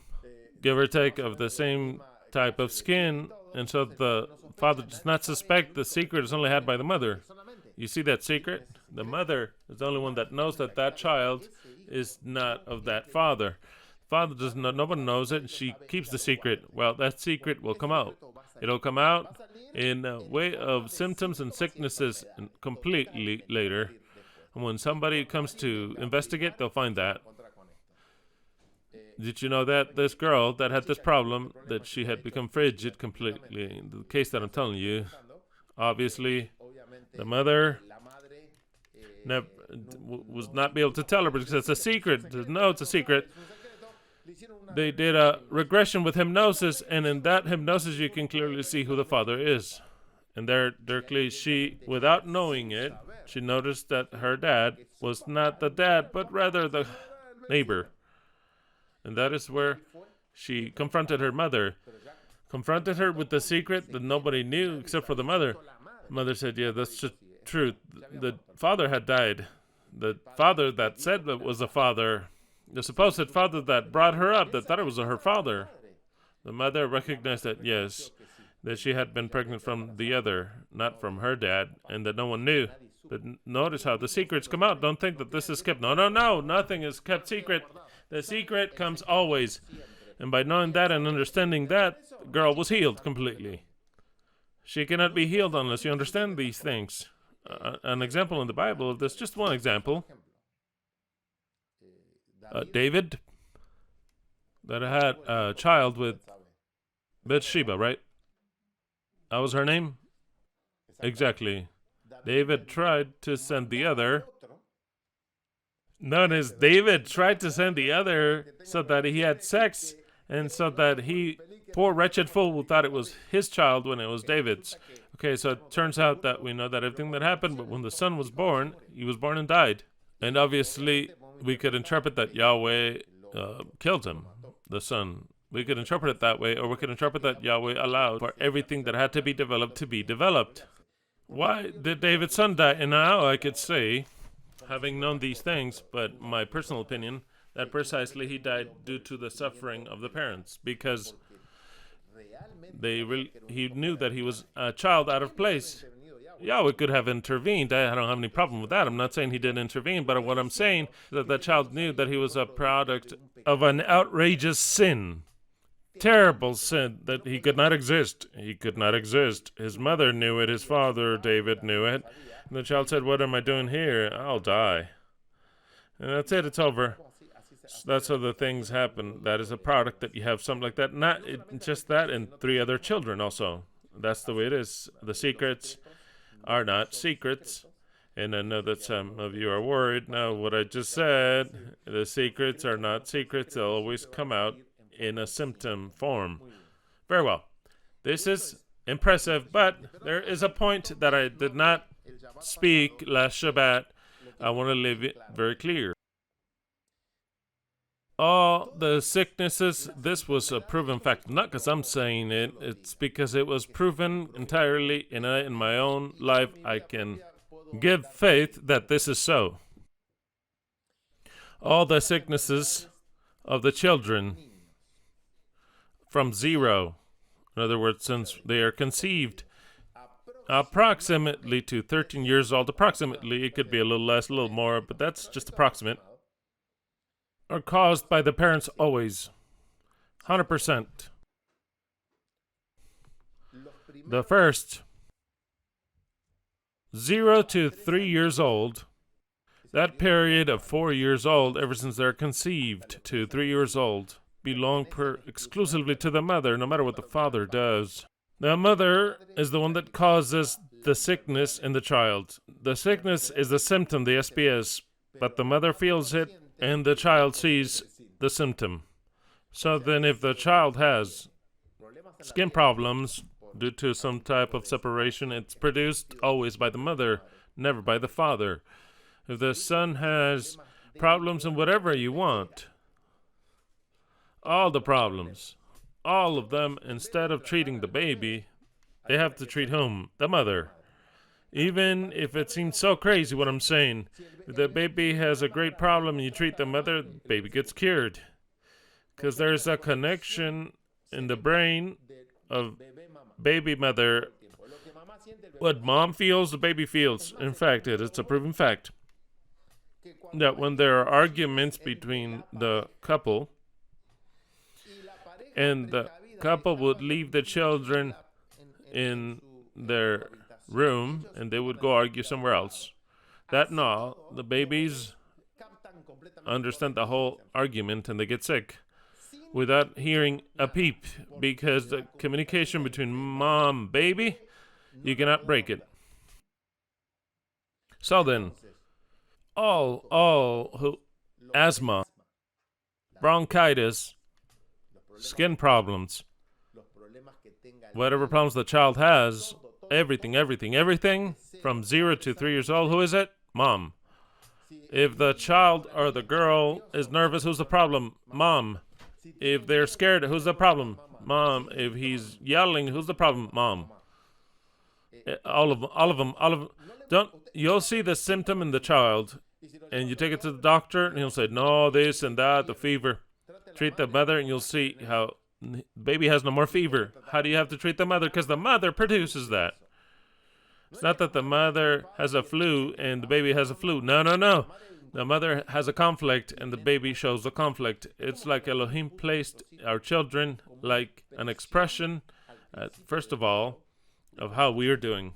If I'm doing bad, the baby's doing bad. If I'm doing good, the baby's doing good, says the mom. Now, from 3 years and a half and 4 years old, the father starts to exercise an equation there. So then the first, up until 3.5 years old, we could say, or even 4 years old, it's only the mom. The dad does not exist for the baby. When the mom leaves to work, leaves the baby in the arms of the father, it's a mistake. That's so absolutely brutal because we're taught that. That's why there's our incoherence. So I said, no, the dad is taking care of the babies and the mom goes to work.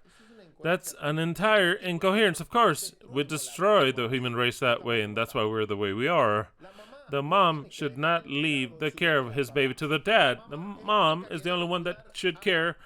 The mom is the only one that can care for the baby.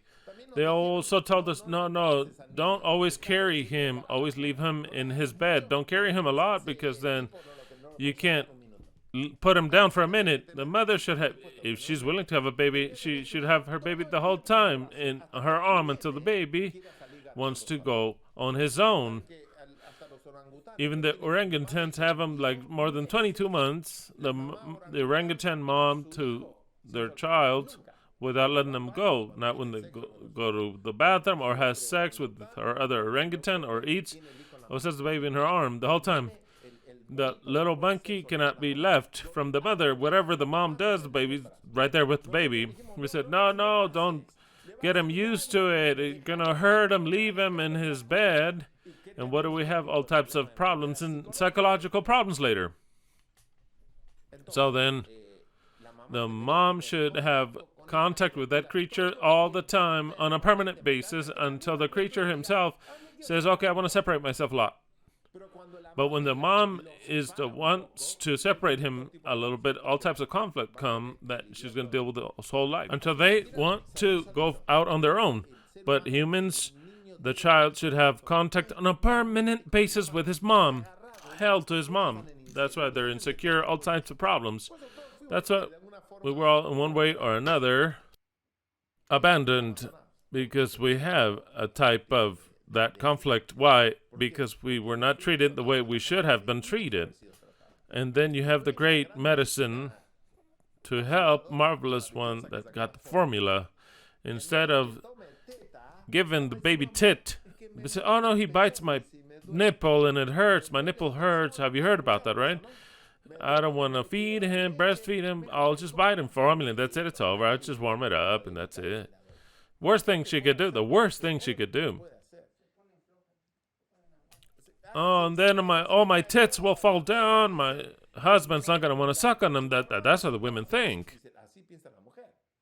Then it says everything falls down because the husband gets jealous sometimes. Let's say if you let go of that, because the husband sometimes sees it like a competition. It's all the craziness that we have. The baby should eat everything that he wants until he doesn't want anymore. If you separate him from the breast, it's all those that have problems with lactose, which are lactose intolerant. Every person that is lactose intolerant is because you had a problem of separation with your mom. Once you fix that in your brain, you're no longer lactose intolerant. You can drink all the milk you want, and it doesn't affect you. It tells you up front.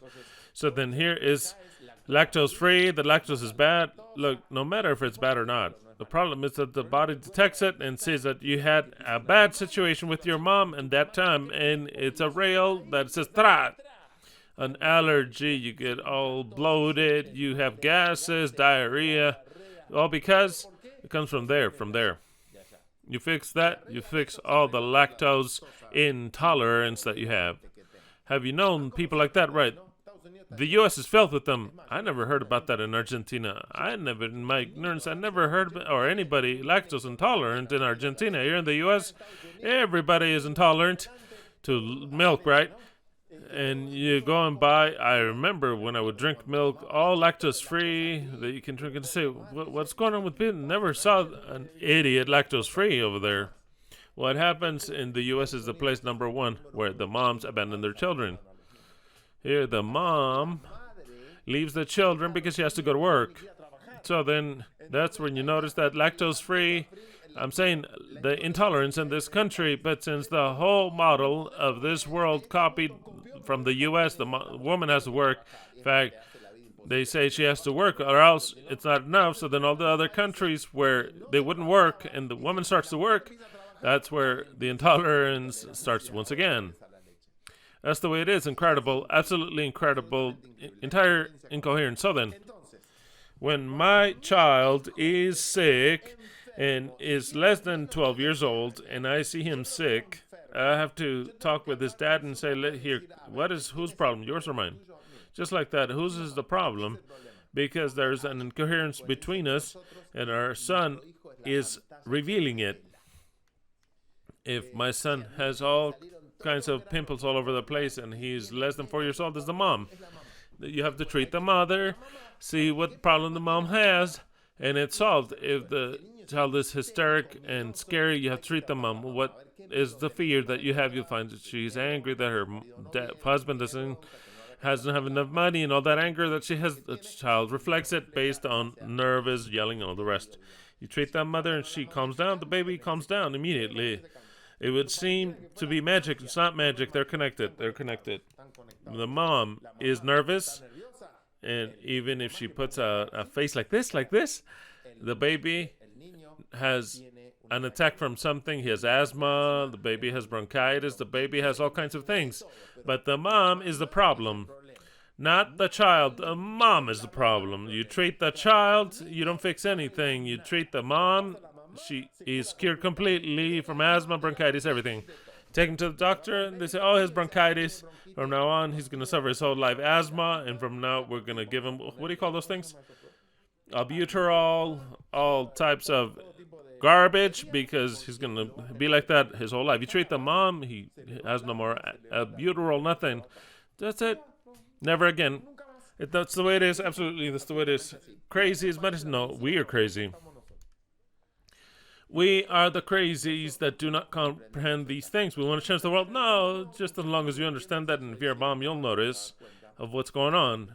From 13 years old, the child starts to mature to a level that he already disconnects, and that is when his teenhood starts, which is the teenagers, which they rebel. It's not that they're rebellious. Actually, they're independent. Biblically, they should get married from 13 years old. That's it. So they can be married, form a home. Is it the adequate time? I would say no, but can they? Biblically, they can. Adequate time? No. But in that point in time, they are responsible of their own sicknesses. So then if the baby has a problem, you have to treat the child, not the parents. You understand this? Very well. But you could have problems from the parents. It's the most probable thing. So you got to treat him to treat what comes from the parents. Very well. That is what I needed to explain last Shabbat. Okay. Let us talk a little bit about, what time is it? Are we 2 hours in?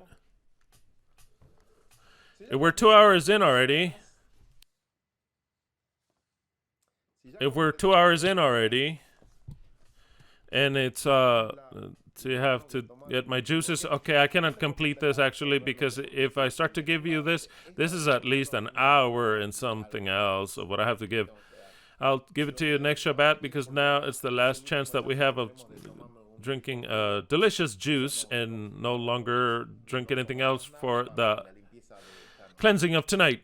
But I think that with everything that we've seen and reviewed, this is being affirmed in us. It's all new, but today's message is actually not to fall even into those who teach this new medicine that's Germanic. This is the same thing as to say that when we talk about that there is only one Elohim, doesn't mean that you have to go to Israel and fall into the Talmud and say, oh, and then say the same thing that we did. Oh, yeah, same thing. Oh, yeah, Yahweh is one alone. Okay, then I believe everything the Talmud said and the Zohar. No, hold on. There is a sea of difference. So then, not because someone teaches or treats New Germanic medicine and then says, I'm going to accelerate you by doing Reiki, then hold all the brakes if you believe what I say. And if not, do Reiki. In the end of it all, they're not going to implant anything on me. They're going to implement it on you, because it would not have power if they don't implant anything. I studied everything that Reiki says in all levels. I want you to know. The only thing that I would need for me is for them to implant something. I don't want anything implanted in me. I know everything about Reiki. It's not that I'm talking about because I saw a little video. No. I'm talking about because I studied all the techniques and the books. And I know what I'm talking about. In fact, what I spoke about, you'll not see it in video, something even more into depth. In fact, anything that's Reiki that's listening to me, I'll say that's prohibited to say, because I not say about the symbols. You won't see it in a video. But I'm telling it to you that about the symbols.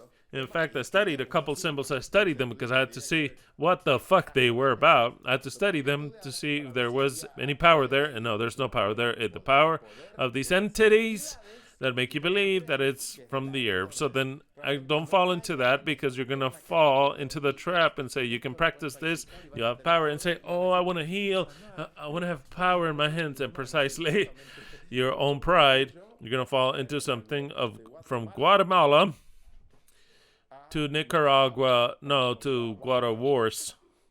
From Guatemala to Guatemala, and then Venezuela. We're going to fall. Brutally. So then be careful. Not everything that shines is gold, and not because I mentioned something to you, you go and you want to investigate further. Now, the technique that I taught you, that is very good. The Shinjinjutsu, it's interesting, really. I liked it. I've practiced it.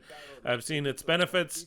And even everything that I went into, all that is very deep, I didn't see any teachings against the Torah. Only pressure points, and leave it like that for a little bit, and you can apply it to other people, your children, give or take, your children, and give or take. Very well. May Yahweh bless you, keep you, and that you have an excellent cleansing. Everyone who is in this hepatic cleansing. So then all those who are in the cleansing, I desire you and wish you the best cleansing, that we get rid of all the wrath that we accumulated, that we don't want, and give them back where they have to go, which is in the garbage, in the toilet, and throw them away. Let us wrap up with a word of prayer. Blessed art thou, Yahweh Sabaoth. We give you thanks, Lord, because you always show us the path of what the truth is. Lord, you are the only source of power. There is no one else in which there can have any power towards us, because you are our only Elohim, and we do not accept anyone else, not with power or visions or light or prophecies or guides, except for you. Blessed art thou, Yeshua HaMashiach. I ask you, Lord, that you continue to guide us through this earth in the time in which you dispose that we should be here still, and that it be that we grow and that we perfectionate ourselves. All this, Lord, I thank you for. In your precious name, in the only where there is power, Yeshua HaMashiach. Alleluia. May the Lord bless you, keep you, and that you may have a magnificent cleansing. We meet again, if the Lord allows it, next Shabbat.